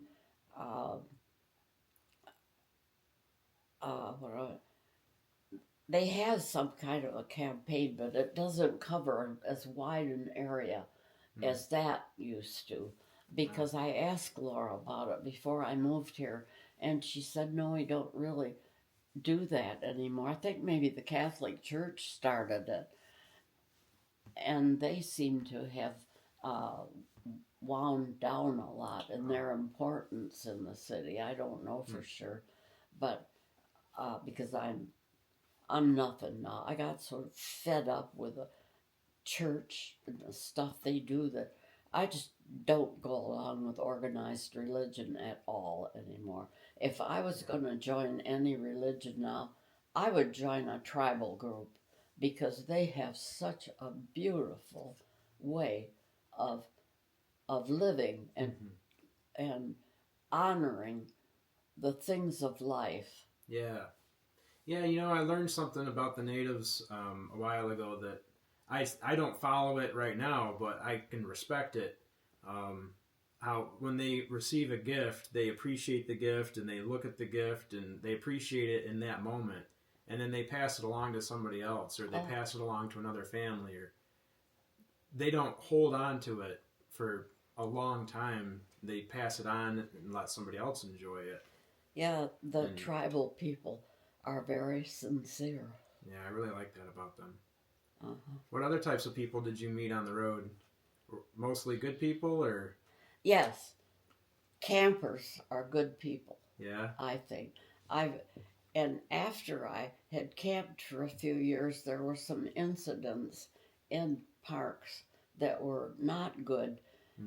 I mean, the scoundrels got in a little bit, but it's still a very, very safe place. And scoundrels found it was a good place to hide. Yeah. But it's a safe place and it's friendly. I remember several times when people would see me drive up and park and get plugged in and all that, and they'd come over and they'd say, hey, we're roasting some corn tonight.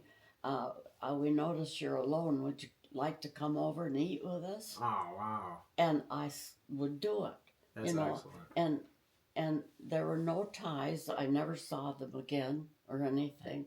But it was just a friendly, nice group of people. Yeah. And see this harmonica?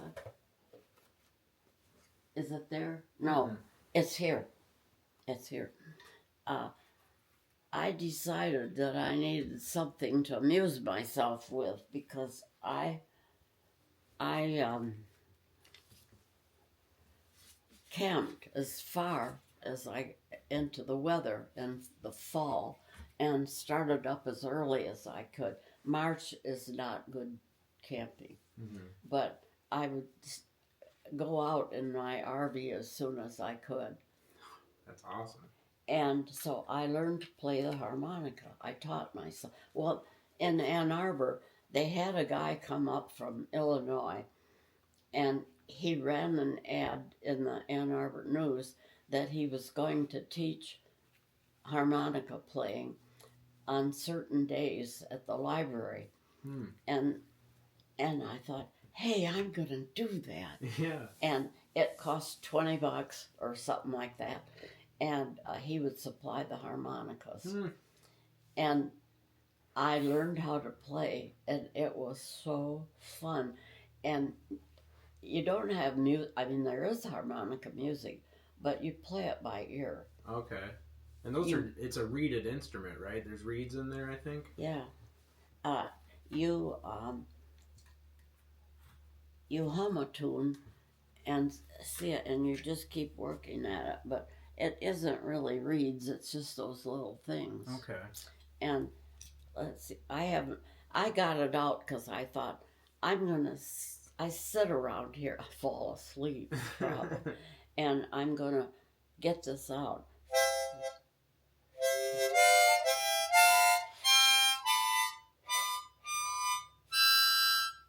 Wow, that's awesome. And I got so I could play a lot of campfire songs. Sitting around a fire. Yeah. And, that's excellent. And one night when I was camping in New Mexico, this was so fun. The campgrounds, it was a beautiful campground, and it must have been in like the early summer months because there were wild roses around, and each campsite had a lot of greenery around it so that it gave you some privacy. Mm-hmm. It was in Iowa, and no, not Iowa, Idaho, and there weren't very many people in this campground at all, but there were a bunch of people with kayaks in there. And so I got my campground. I was told to go to this particular river and this particular spot because there were a lot of kayakers in there and they were jumping the rapids. Oh. And it was really fun. I'd never do that. That's scary. I've got to have something as calm as that for me to do it, but I love to kayak. Yeah. But anyway, they were looking for rough stuff. And this group was from Texas. And it was the year that it hardly rained. It was dry. They had no water in their rivers at all in Texas that year. And so they came up to Idaho to this spot where they knew that they would have water. And I think there were only about 3 or 4 camps set up at that time. Oh, okay. But I watched them in the daytime doing their stuff. Well, at night when I went back, their campground was over there and mine was over there.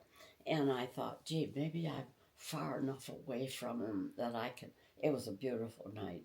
And I can sit outdoors and play my harmonica in the dark and nobody will see me. Yeah. And so that's what I did. And I ran through all of my little songs that, you know, I've been working on the railroad and Kumbaya, you know, and all those songs. And the next morning when I was outside, I don't know if I was getting ready to leave or what, but this woman came walking from there over towards me, and I thought, oh boy, she's going to give me hell for playing my harmonica last night. So I just, you know, said, hello, good morning, or something like that.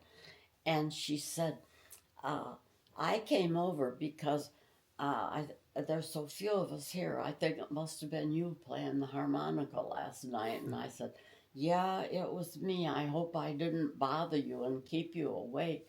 And she said, oh no, she said, we just loved it. Oh, cool. And I want to tell you how much we liked it. Oh, that's cool. Wasn't that nice? That's excellent. Yeah. Oh, and another one I've got, a whole bunch of us from the Ann Arbor Ski Club who didn't ski in the summertime. We biked. Okay. And we were on a bike trip up at Fisherman's Island, which I'd never heard of, but it's right here.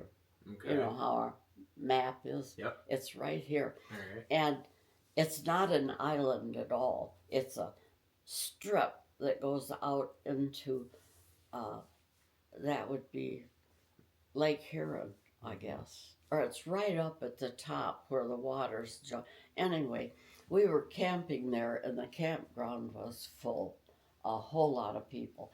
And the next morning, our whole group, there were probably 20 people. We were going to start out early in the morning, so we had to get some sleep on our bikes and stuff.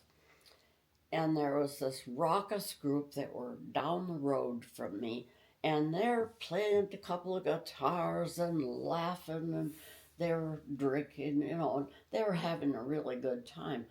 But hours at a campground are serious. Yeah. And they were way beyond the hours and everything. And the people were saying, I wish those guys down there would shut up. I want to go to sleep. And I said, I'll take care of it. I know what to do. So I walked down the road with my harmonica in my hand.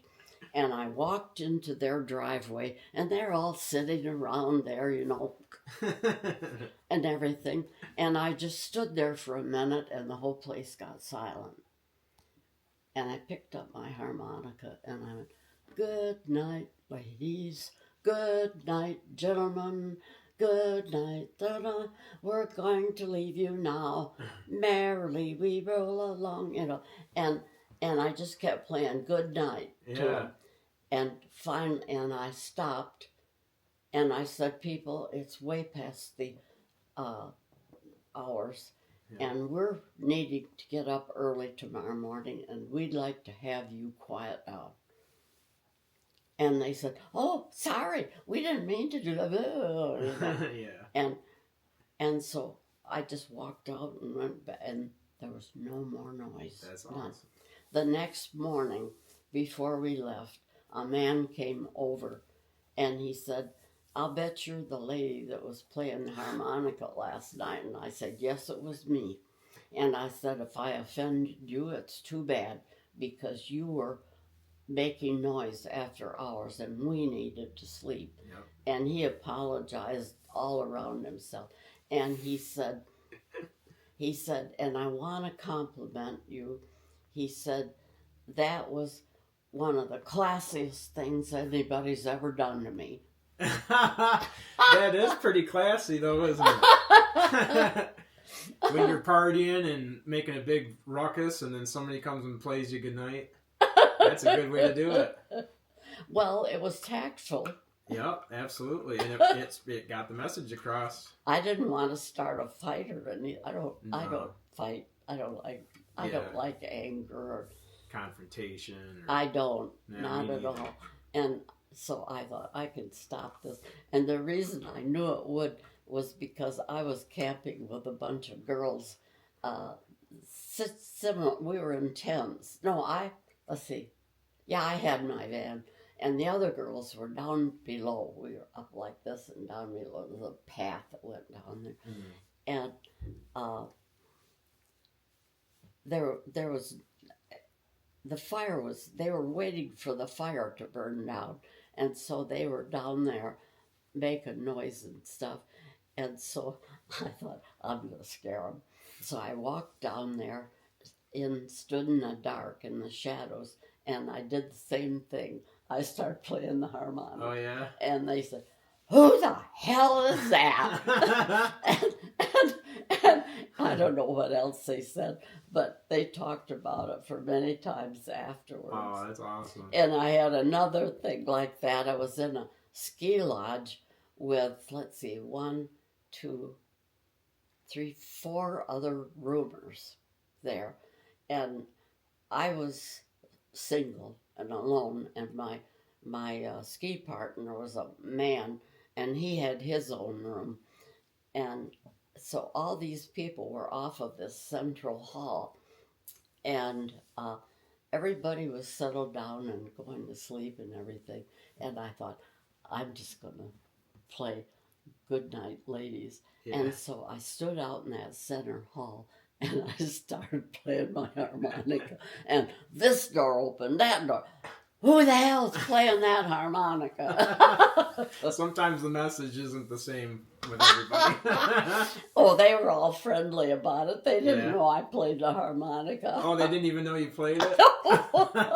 Nobody did. That's awesome. Surprise! They talked about it for times afterwards. I bet. Yeah, you were probably the talk of the town for a while after that. Talk of the Ann Arbor Ski Club. Yeah. That's really cool having those memories. Like I say, I've had a great life. That's I really- great. I've had I never wanted to be divorced. Yeah. I think he was the only man I ever loved. I wrote that in my book. Even though the man he became as an adult was not the young man I married. His personality changed so much. I could have hated him if I was living with him because he became awful. Oh, that's unfortunate. Yeah, it is. And he did things that I never thought he would do. And I just never found another man that I liked that much. Yeah. Oh, I found one when we were really old, but he was 82, I think, and I was about 75 or 6, something like that. But he had Parkinson's disease. Okay. And that is never going to get any better than it is today. You know, it just gets progressively worse. And we talked about it, and he knew it and everything. And I was in my 70s somewhere, and I was still very active. I was downhill skiing, I was biking, I was doing all those fun things. And I thought, I really like this man. He's got the most wonderful sense of humor.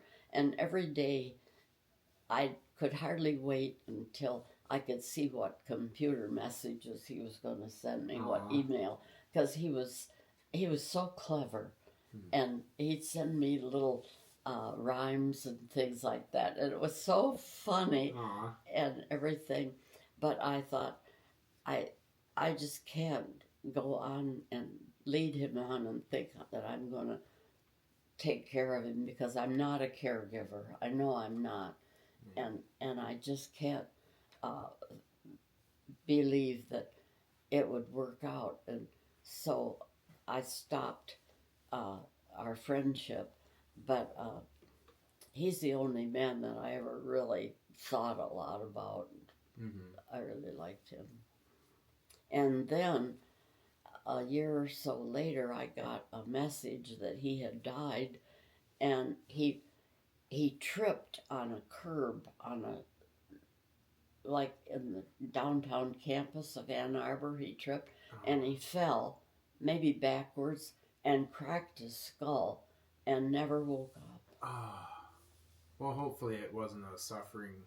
I don't think he suffered. I don't think he ever became conscious again. No, but he would, of all the men that I did date, and there were several, he was the only one I really liked. Yeah. What was his name, if you don't mind it sharing? Carlos, what the hell was his last name? He was from, God, am I getting... Hey, I can't remember things, and I'm only 36. Well, anyway, his name was Carlos, and his grandmother had married a wealthy Spanish guy who was one of the owners of that great big ship that was harbored in New York City. It's a shipping line, and he had a picture of it over the fireplace in his cottage out in the woods. And Carlos, it's not a common name. Anyway, he was a nifty man, so intelligent, You know, I always liked to be with people who were smarter than me. Yeah. Maybe they did. Maybe they felt the same way and wanted to be with somebody smarter than them, which wasn't me. But I always wanted to be with smart people because they were interesting Yeah. and I could learn from them. Absolutely. And I always like to learn from other people. But looking back on life, uh, even the crappy stuff isn't regrettable because you learn from overcoming the bad. Like everything is a lesson. Yeah. Yeah. Fedorov. Oh yeah? Carlos Carlos Fedorov. Fedorov. Uh-huh. Huh. Well, he sounds like a great guy. Oh, he was. He had 6 children. Hmm. And I only met a couple of them because they were adults, you know, and living every other. And his wife was the love of his life. He told me about her. It's the only woman he ever loved. And he said, Marty, I like you a whole lot, but he said, I have no intention of marriage or anything like that because he said, what was her name? Anyway, he said, she's the only woman I could ever love. Wow. And he said, she died. They went to bed at night, and the next morning woke up and she was laying dead beside him. Can you even imagine? Can you imagine the shock of that? No, the love of your life? Oh, That's horrible. It's like a bad dream you can't wake up out of. well, my father-in-law died that way too. Mm. He had, how many brothers? 3. Roscoe, Mark, Dwayne, and Ned. He had 3 brothers, and they all, one of them became an attorney, and the other ones all owned Baldwin hardware stores. Mm. And Dwayne had one in Howell, and Mark had one in Albion, and Ned had one in Tecumseh, and the original one was in Morenci, and then the one, Roscoe, became an attorney, and he lived in Marquette, Michigan. They all loved hunting, fishing, the whole thing. Yeah. Well, when they were in their 60s, 70s, they decided to go to northern Michigan for a few days and hunt and fish. They got all settled in this cabin and everything. And people didn't worry about sleeping with another woman or another man. Mm-hmm. It never occurred to me that I shouldn't share a bed with a woman friend. You know. Right. Now people say, "Oh, I have to have my own room." It's a big deal now. You might attack me. Yeah, isn't that weird? Jeez. But anyway, Uncle Mark and Ned, my father-in-law, shared a bed, and Mark woke up early in the morning, like 6 o'clock or something, and they were going to get up early and breakfast and get that over with and go out and do their thing. And he shook my father-in-law's shoulder and he said, "Come on, Ned, it's time to get up." And Ned was dead. Man. That was a shocker. That's something else, yeah. Well, it's easy on everybody in a way, but it's a shocker. Sure is. Yeah, it changes the whole day around, huh? Well, the next few months. Yeah. Yeah. Wow. Yeah, it's hard.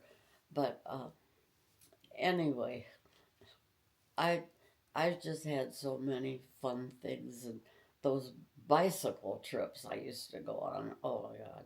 Those were road bikes, huh? Yeah. Yeah. Yeah. I had 2 bikes. I had a road bike and a all-purpose bike. Hmm. Did you ever do any mountain biking? No. No. I wasn't good on hills, Okay. big hills. I tried to do hills, but I'd end up walking up them. I just couldn't do them. Mm-hmm. I can relate to that. Are you a biker? I did try a little bit of mountain biking in Chelsea. There's some very nice trails in Chelsea, the DTE trails, and I did try a little bit of that. And some of the uphills there are brutal. There's some around here that are too. But then you start going down the hills, and it's the time of your life. It's just the. Oh, I was scared. I was so scared going down, and I was braking all the way. Yeah. And I thought, I'm not going to have any rubber left on my tires. I'm braking so hard. Yeah. No, I never liked speed. Yeah, it's scary. It's It an is. adrenaline rush. It is speedy. I remember going down the trails, and you're wondering if you're hitting the brakes too hard or whatever, and then you have trees going on both sides of the handlebars. I couldn't do it. It's a time for sure. No, I had to have a clear path. Yeah, but I'm sure you saw so many cool places doing that. I did. Mm. Everywhere I went, the RV was the best. It was, and I'd take side trips. Oh my gosh, I went so many wonderful places. I think you're talking to a future RVer.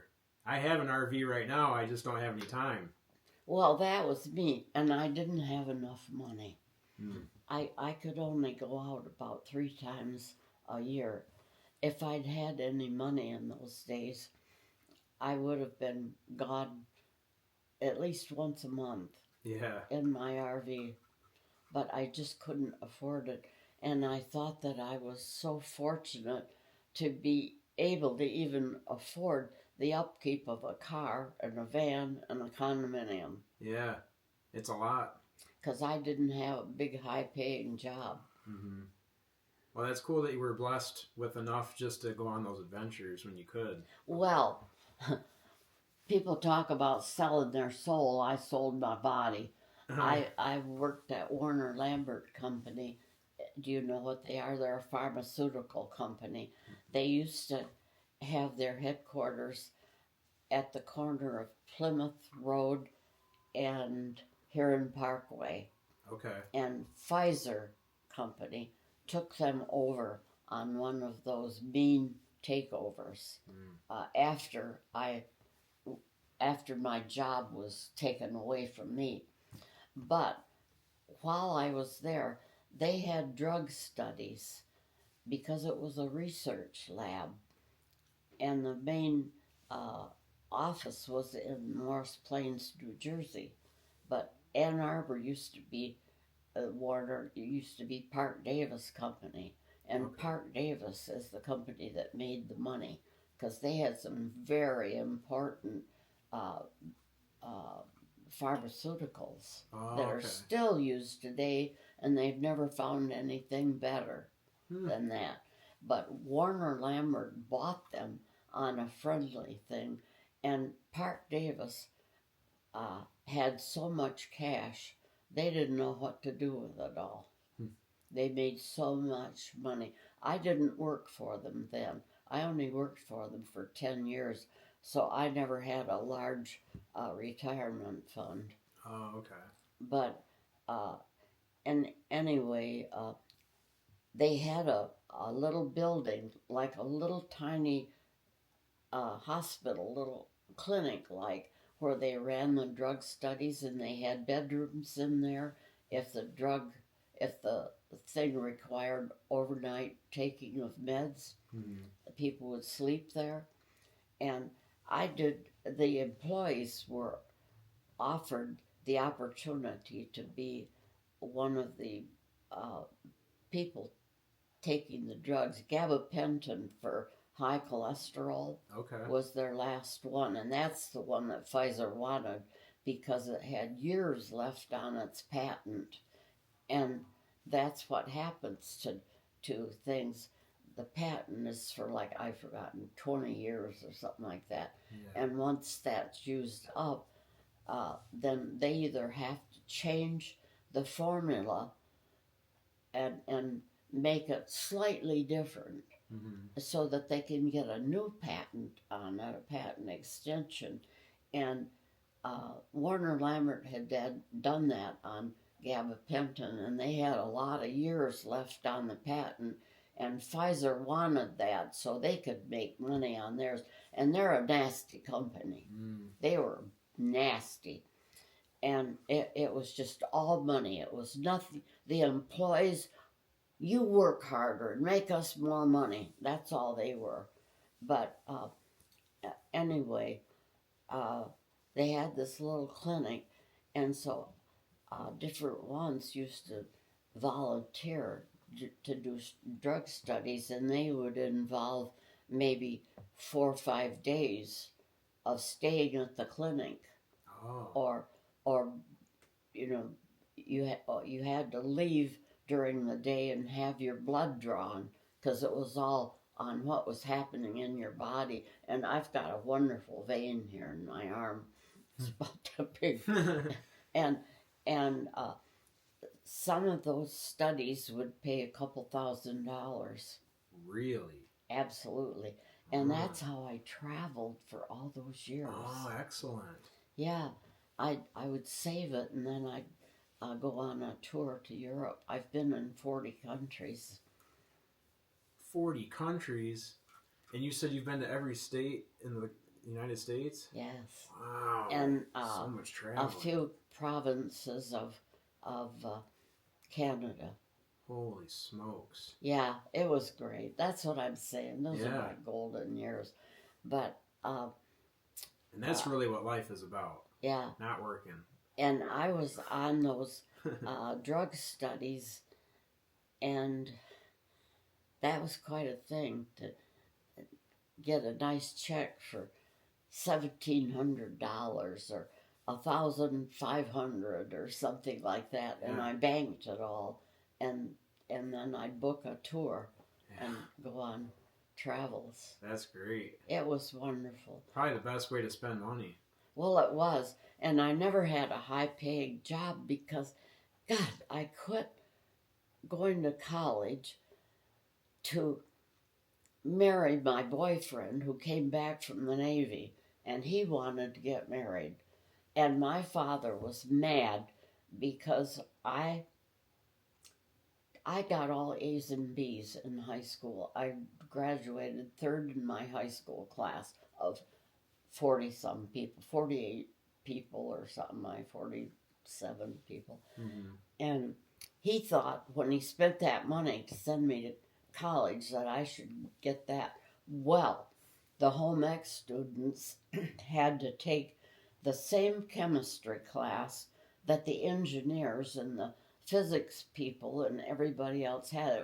That was all there was. Oh, geez. Nothing else was offered. Yeah. And I never was very even interested in math. Yeah. And I could use algebra to change a recipe and things like that, but they did not teach chemistry to home ec majors. You had to have that in order to get your credits, but you took the same classes as these guys who wanted to be lifetime chemistry people. Right. Well, after, I wasn't doing very well. I think I got a D in chemistry, and my dad was mad. He said, here we are, giving up things at home to send you to college, and you come home with marks like that. He said, I'm not paying for another year. So I thought, well, I can't get a job with this, so I may as well get married. I love the guy. And so I did. And that was the mistake of my life, not getting a college degree. But who knew what was ahead of me? Mm-hmm. I mean, right at that point, I could get a job anywhere in this area because I was one of the Hewlett girls. And my family was well known as farmers, just farmers. Yeah. And so when I went to Ann Arbor and tried to get a job, I was a zero. I was a big zero, and I had no degrees. And if you wanted to get a good paying job, you had to have degrees. Didn't matter what it was in. I mean, a home ec student that could have been in merchandising or sewing or anything. But Mhm. if you just had those degrees, you could get a job. Right. And now it's got to be more specific. But that's how education has changed through the years. And then my husband started running around after 26 years of marriage. And I'd been a homemaker and a darn good one. And what was I going to do to make money to support myself? The only good thing was that the children had graduated, and it was just me. Yeah. And I made it. I did. made You it. sure did. Wow. What a life. Yeah. Well, us kids, the four of us used to get together now and then and talk, and we were, I think Laura was married, Mary was divorced a couple of times, and John and I were young, and we used to think, well, I wonder which one of us will live the longest. Yeah. And they all agreed that I probably had the best chance of living to be 75. Yeah. You sure did. You know, I'm sitting here thinking there's so many people that I can name that are in their 30s or 40s or 20s that have run into a major problem in their life or some drama or, you know, somebody passed away that they didn't expect to ever see happen or something. And they just think that, like, this is probably it. You know, I don't know what I'm going to do after this. I mean, what would you tell to somebody that thinks that 30 is old or 40 is old, and they don't know what they're... The only thing I can think of off the top of my head is when one door closes, the next one opens. You just have to wait for it. Yeah. It will happen. Just keep waiting and... Just keep going on and be a good person. Yeah. Be good to other people. Yes. Yeah. Just like your upbringing, hearing about how the community came together and the neighbors would come over and help out with projects and stuff like that. Yeah, it was really nice. And when my dad loved to build barns and stuff, remodel the barns when he was a younger man. When he got older, he didn't want to fix a doorknob in the house. Yeah. But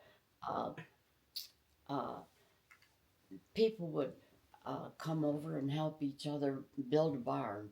When he built that sheep barn, he did it that way. Other farmers came and helped him. Yeah. We need a lot more of that today. We do. I feel like these phones that we have now, we're just stuck in those. I hate that damn thing. Yeah. I just hate it. But you can't get rid of it. And I can't work the thing right. Yeah. Yep, and I feel like the younger generation is kind of just stuck in it. But when you drive around and you see kids out playing and hanging out at the playground, it brings a little bit of hope that we can all come back together and get away from the devices. Well, yes, and when the schools are disallowing kids to bring their phones to school, that's a good thing. That is a good thing. Mm-hmm. Yeah. When I first became really aware of cell phones was my trip to China. And I was sitting in the waiting room at the airport for my next flight. I don't remember whether I was coming or going or what. But I looked around and everybody was sitting like this. Everybody was doing that. Yeah. And people that looked like they didn't have a $2 bill in their pocket had a cell phone. Everybody in China had a cell phone. Wow. And they were just concentrating on it.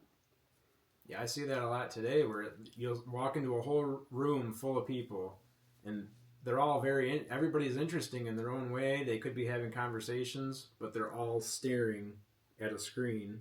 Yeah. Not talking to each other. Nobody, it's very awkward. It's not nice. Yeah. And the people in China, everybody walked around with a toothpick hanging out of their mouth. Oh, I wonder what that's all about. Picking their teeth. Huh. Interesting. But it was funny to Yeah. see people going around with that toothpick wobbling around in their mouth. Now, traveling used to be so fun and just exciting, exhilarating to me. And my last trip was 2018 to Germany. And it was a great trip. But coming home was a nightmare. Oh, no. God. And then I didn't plan anything more. I was worn out from that trip. It was a good trip, but I didn't have anything planned. And then the pandemic came around in 2019, and that was it. That was And it. now I don't ever want to. I mean, I'm too old to even go anywhere on an airplane. I used to go to Florida with these kids and the ones that live down the road, but they don't even ask me anymore because I'm just too old. No.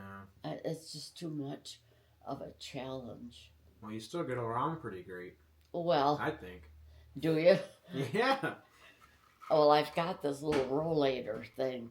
It's in the bedroom there, but it's a little three-wheeler, and it only weighs 11 pounds. Things are going around in my mind I'm that sure. happened to me when I was traveling in the RV.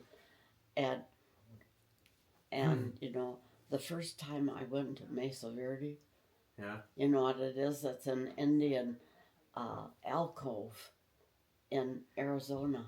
Oh, I didn't. Yeah, I see. I don't know anything about that place. Oh, I wanted to go there for years, ever since I saw a picture of it, and I finally got there. And it took you a half an hour to walk from the rim of it down, down, down, down into the flatlands where the Indians used to farm down there and raise their corn and squash and pumpkins and stuff. Mm-hmm. To go down in there, and then their houses were up, up, up these ladders into this cave thing. It was a shelter like, and they'd build their pueblos in there. Wow. And that was what I really loved, going to the Indian ruins. Yeah. And I've been to a lot of them. But now, you can't go down in there anymore. Oh, it's closed off now? Yes. And it's wearing out. People are loving it to death and killing it. All these places. And Egypt has become that way. And I went there when you could go up on the rooftops of the houses and the buildings around the pyramids and stuff. Yeah. Can't do it anymore. You've been to the pyramids? Huh? Oh, yes, 3 times. 3 times? Mm-hmm. Yeah, that was wonderful. When I was in the 6th grade, they had us take world history. Mm-hmm. And I'd heard of Egypt and stuff because my family always made me go to Sunday school. And so I had a biblical interest in those Mediterranean countries. Yeah. But when I took world history in the 6th grade, and they talked about the Egyptian civilization and the pyramids and the tombs, Mm-hmm. and the lion, you know, the Oh, Sphinx, yeah. the Sphinx and all that. I thought, I want to go there someday. I want to see that. But then I never realized, and I took Holiday magazine as a young married woman, and they had those wonderful pictures in there of places like Egypt and other places. Mm-hmm. And I said, I've got to go there someday, but I never really thought I would, and I've been to all of them. Wow. It's wonderful. And I went to Machu Picchu all by myself not too long ago. You won't believe you look all around it and it's this narrow, I mean, compared to other things, a narrow projection of land on a top of a mountain, and you think, how did anyone ever get stuff up here, even in ancient times, to build these their stone houses? Yeah. There's so many things like that around the planet that we're just like, how in the world? Like, how did they do this? It seems like we're missing something. Yeah, and when they talk about these other civilizations outside of Earth, I can almost believe that that's true, because there's so many things that happen. For instance, at Machu Picchu, there were some buildings down in the, what was the city of Peru? Anyway, we went to some historical places before we went to the actual Machu Picchu thing, and the stones were so precisely cut on this wool. There was no cement or anything like that used. They were all fitted together perfectly straight, and they'd come up to a corner, and it was, and I looked at that wall, and I helped my dad when he was building our barns, and the way he split stones with a big hammer, stone breaker. Mm-hmm. And I think, how did they ever do that without these wonderful tools that my dad, my brother, everybody has today? Mm-hmm. Yeah, and they I think the official narrative or explanation is stone tools, stone chisels, copper tools, and it just doesn't explain it. It doesn't. It doesn't, because those metals aren't. Copper's not a hard metal, and they didn't have steel. Yeah, so it just seems like we're missing some type of technology that existed at some point and doesn't now. That's exactly how I feel. Mm-hmm. And of course, I don't have the opportunity. I'm sure I would not, and I'm not being macabre about it, but that's something I won't live long enough for them to find out. But I hope they find out someday how all of that happened. Yeah. Because if you go those places and you look at those things, and you know anything at all about building, and I've helped put up cement blocks and stones and stuff like that. Right. And you think about it, how did they ever do this? Yeah. I just don't know. And using bamboo to make things to put up stonework. How could they ever build cathedrals like Notre Dame? Right. And so forth. Even in those times, I mean, that's not 2,000 years ago. Yep. Or 5,000 years ago. That's more recent. And those castles that they build up on a precipice, oh my gosh.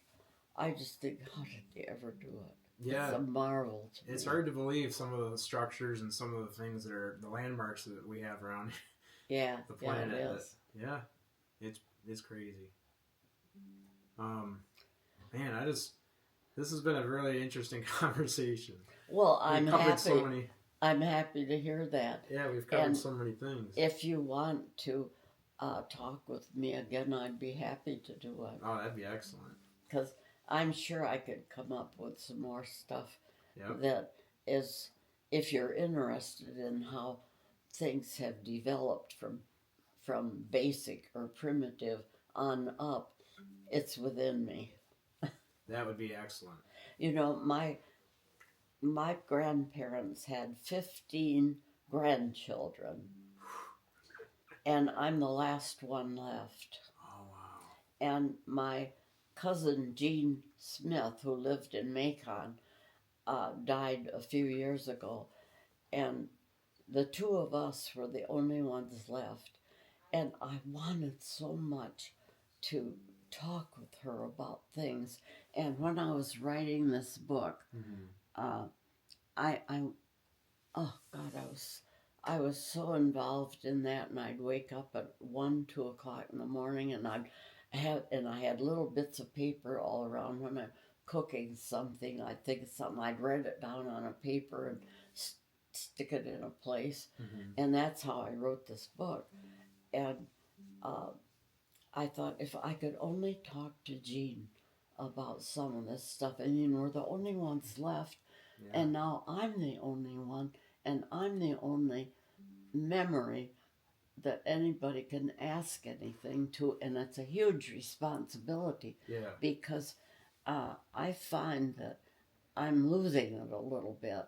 I'm no way on the way to dementia, I don't think, but it's just old age. I'm worn out. As we all do. But Jean was 101 when she died. Oh, wow.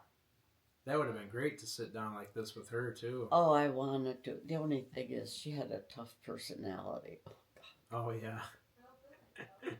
She could be mean and nasty. And sarcastic and blaming. And I always avoided her, kind of, because she wasn't enjoyable for me to be with. But she was smart, and she had a lot of information in her head. And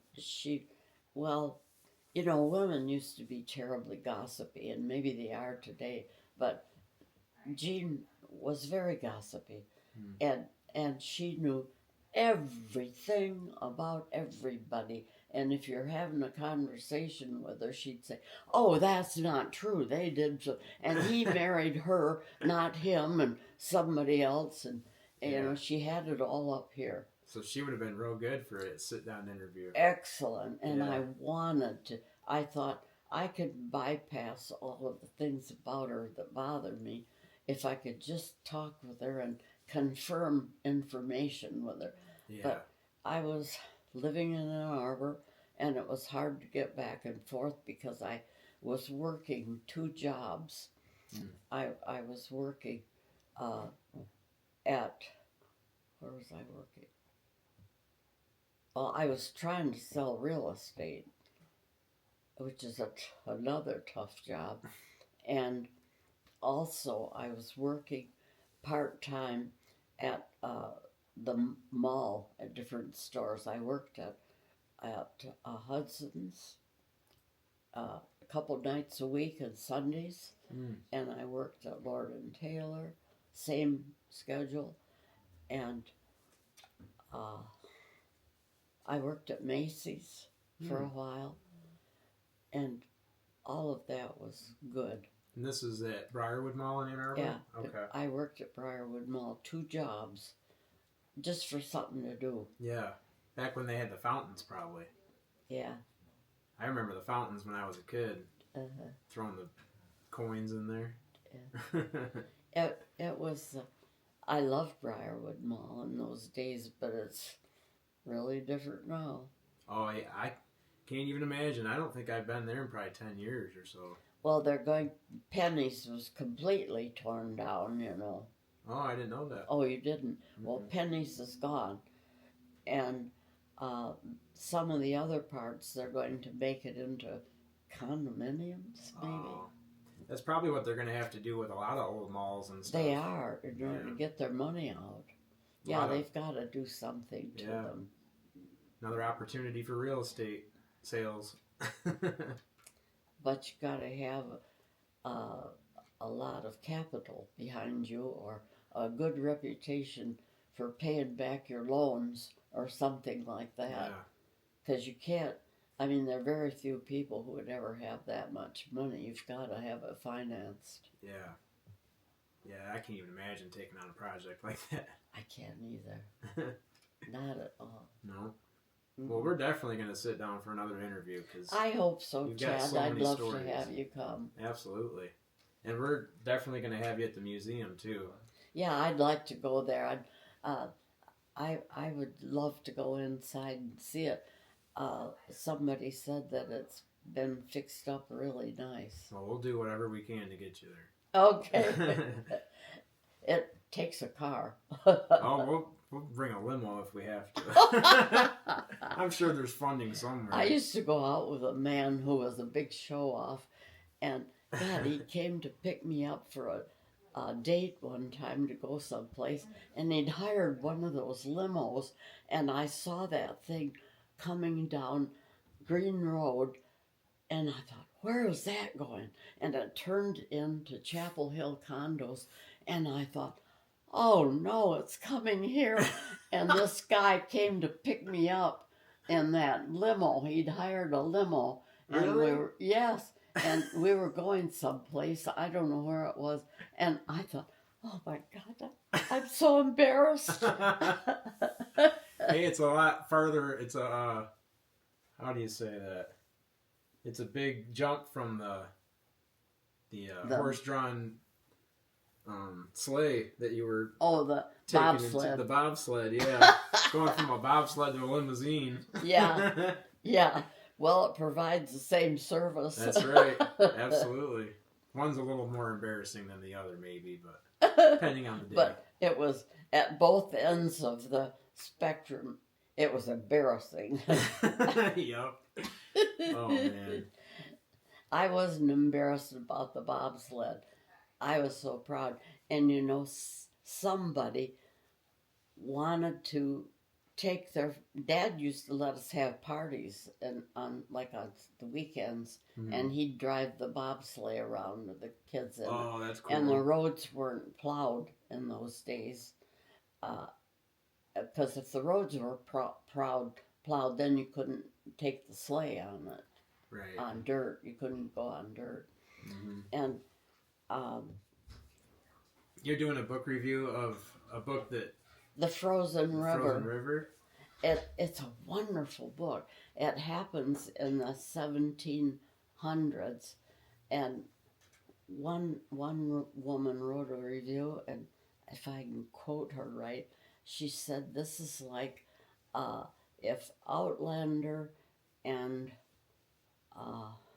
what was the other one?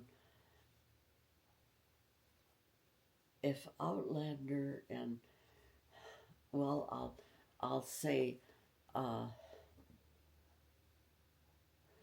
what's the name of that program I like on and something else had a baby, it would be this book, The Frozen River, because Outlander and The Frozen River had a baby. It would be this because it happens in the 1700s. Yeah. And it's all like I've been talking about with you only a couple hundred years later, Wow. and how they lived and everything, and the social mores and what the people had to put up with it. And mainly it's about women having no rights. Oh, okay. This woman couldn't even go to court and testify about her friend being raped unless her husband was there with her or her father. Wow. A woman was not believed anything she said, and this judge who did the raping of a preacher's wife, it's a very tangled story. Yeah. And he was one of the worst. Dang. Yeah, that sounds like a crazy story. Well, this story has about, so far I've discovered about 4 different plots and of things going on all at the same time, of the people in this little community in Maine. Wow. In the 1700s? Interesting book. It is. It's one of the most popular books being read right now. It's called The Frozen River, and it's about the Kennebec River in Maine, which must be a big, wide one. Huh. Huge. There's a lot of stories that come out of that part of the country. Oh, yeah. Books and movies, and I think Stephen King even writes a lot of his books from that area. I think so, but I've never read Stephen King Yeah. at all. I don't like murders, and Yeah. I don't like blood and gore, and I don't like psychotic books. Mm-hmm. Yeah, I'm not really into the thriller kind of stuff either. No, and I don't like fantasies. No. No, but it is interesting reading about factual things that have happened and past times and how people used to live. I like biographies very much. I've got a biography that thick written about FDR, and I'm a real fan of his. And it's such fine print. I've been trying to read it for 5 years, and I just can't read it because the print is so fine. And it's such a huge book that I doubt it's ever been produced in large print. It would be like that. Oh. I wonder if there's an audiobook maybe of... Well, I have a problem there. Oh, yeah? I fall asleep so easy. I do too. That's why I don't read. I can't read a book. I can hardly do it anymore either. Yeah. But I just finished watching Virgin River last night on the TV, and that was a wonderful series. But that's a modern day story. Yeah. But it's in the state of either Washington State or Oregon. I think it's Washington.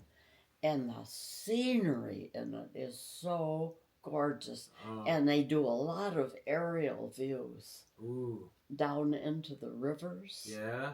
And the mountains and the forests. And it's all about a community of people. And the whole thing centers around Jack's Bar. And that's the way it was in the 1700s. A tavern or something was used for drinking, eating, holding court, religious services, and everything. Because it was a small town, and they built one great big tavern, and that was the community place. And this book, the series on TV, is kind of like that on That's Virgin. Cool. It's named Virgin River, which is a fictitious town, but everything happens at Jack's Bar. Jack's Bar. Is that on a streaming service? Netflix. Oh, it's on Netflix. Yeah. Interesting. Good. Yeah, that one house in town used to be called the Tavern. I thought it was called the Tavern, or maybe it was called... It's the house that... I think it's at Union in 50, and there's another house across the street, across from 50, that looks just like it. I think two brothers built those houses. And there's a rumor, it could be true, that there's a tunnel that goes between Yeah, the two I know houses. the house you mean. It's right across the street from where the Baldwin family lived. Okay. That big brick house on the corner. Yeah. Oh, I know the house you're talking about now. Yeah. Yeah. That's where they lived. Okay. And the one you're talking about does indeed have a tunnel underneath it where the railroad, the Underground Railroad, hid people that were going to Canada. Oh. Yes, it's true. That's cool. I've never been in it. I've always wanted to, but Jim Beardsley was an attorney, and he bought that house and fixed it up and everything, and he was kind of an unapproachable person, kind of cold, and I just always wanted to ask him to take us there. I think they did take a few school classes on tours down there, but I was never part of that. But that is true. Are there any buildings in town you can think of that are like really interesting that people don't know about? Because that's the tunnel between the two houses. That's probably something most people don't know about in town. Is there anything else in town like that will have any significance like that you can think of? I can't think of them off the top of my head, but I'll work on it. Yeah, Maybe I'll for the come up next with one. something. Yeah, I'm going to do the same thing for our next conversation. between now and then, I'll probably be jotting down some notes and Yeah. If I can give you any kind of dialogue or anything to help you make the museum more interesting for people to go to and to feel like it's a comfortable place to go. Yeah. That's what I'd like to see it be. I don't know if it is or not. Maybe it is. It's pretty comfortable. Is it? Yeah, I like going in there. And when you walk in, there's history all around you, and that's what we'd like to... Local history, yep. And we'd really like to keep it a place like that where if you have interest or questions about the area, you can come in and hopefully we have the answers. And if not, that's what we'd like to do with this interview program is, get the oral histories recorded so that the future generations can learn from... Yeah, it's just like my cousin Jean not being here anymore. It's just gone. Yeah. But I just happen to think I have some historic rocks. Oh, yeah? Yes. And they're out there in my garden. And we could see them from the deck if you want to look at them. But my mother and father, when they were first married, they bought a farm on, I don't even know the name of the road, but it's off US 12. And I think that they discovered these stones in a pile on that farm. And they moved them from there to the farm on Macon Road when they bought that one and sold that one. And then they were laying in a stone pile under the corn crib, which was so dilapidated that Dad didn't use it for anything except junk was in there, and he finally tore it down. But this one, well, you've got your coat. It's probably still cold out here. Oh, yeah. Sun's still shining. It makes you think it's nice out here. Yeah, we'll stand in the sun. See that little blue thing? Behind it is that big rock. Yeah. It looks like a single plowshare. It's got a base on it that it's sitting on. And that is one of the rocks my parents brought from the Saline farm to the Tecumseh farm. And the other one is that little one down in front of it. Okay, yeah. That's a ribbon rock. And then, let's see, the pudding rock is right there behind those daffodils to the right of the blue rock. That's a pudding rock, and it has all different colored stones in it. I see and that. When I went to Australia and went to the Ayers Rock and that mountain group there, the mountains all are that pudding rock. The other stone is that one. That's a glacier rock. See, it's got the ribbon rock in front of it. Yep. And then the other part. Mm-hmm. And I think when the kids moved it over here from their house, they broke a piece off of it because that looks too fresh. But those three rocks moved with me. That's so cool. It moved from the farm on Macon Road, and then I took it to... Where did I take it to? Oh, I took it over to Murphy Road in the woods where we built a house. And then when we sold that and moved to the Hamill house, I took it there, and it had rocks all around the house like that over there. And I set it in the rocks there. And then when I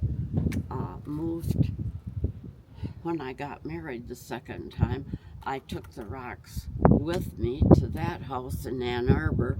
And from that house, I took them to my condominium in Chapel Hill.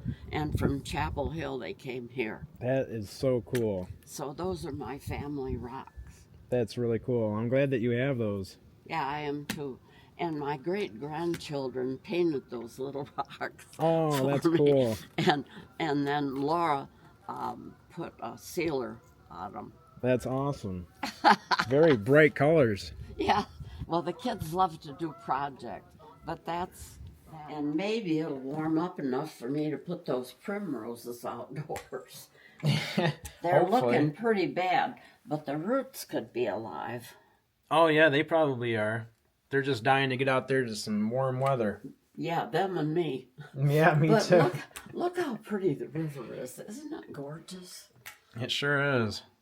I'm glad you have this view. This is beautiful. Oh, I am so fortunate.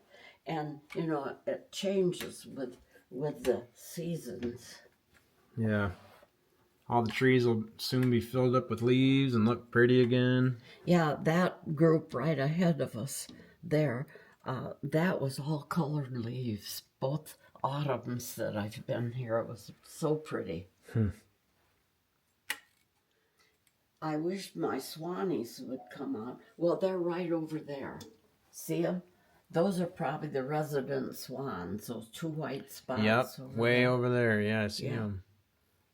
Yeah, earlier there was one that came in over here, and then he was in front of your house for a while. Oh, really? Mm-hmm. Oh. Well, there are some days when they're out there doing their little swan things. I could just sit here all day and watch it. I bet. Yeah. Yeah, when I lived on Evans Lake, we did a lot of just looking out and watching. Uh-huh. Just seeing what's Evans is going a on. nice little lake. It sure is. Those two islands out in the middle always fascinated me. Me too. I've never been out to them, but we had a rowboat, and it's privately owned. But my son, who was about, I don't know, 9, 10 years old when we had that, he and a boy from Toledo who lived down in a cottage down beyond us were both named Eric, and they were two of a kind. What a pair. And they took the rowboat out there. Oh, yeah? It's an interesting area. The Irish Hills, all of the Irish Hills is interesting to me. Well, that's where I learned how to ski. Oh, okay. You know, they had a ski area there for quite a few years, but the people didn't know how to run it. Oh, God, what a mess they made of things. Oh, no. But we learned how to ski there, and it was fun. And our kids learned how to ski there. It was Awesome. a good beginner place, but you start up at the top, and 2 seconds later, you're down at the bottom.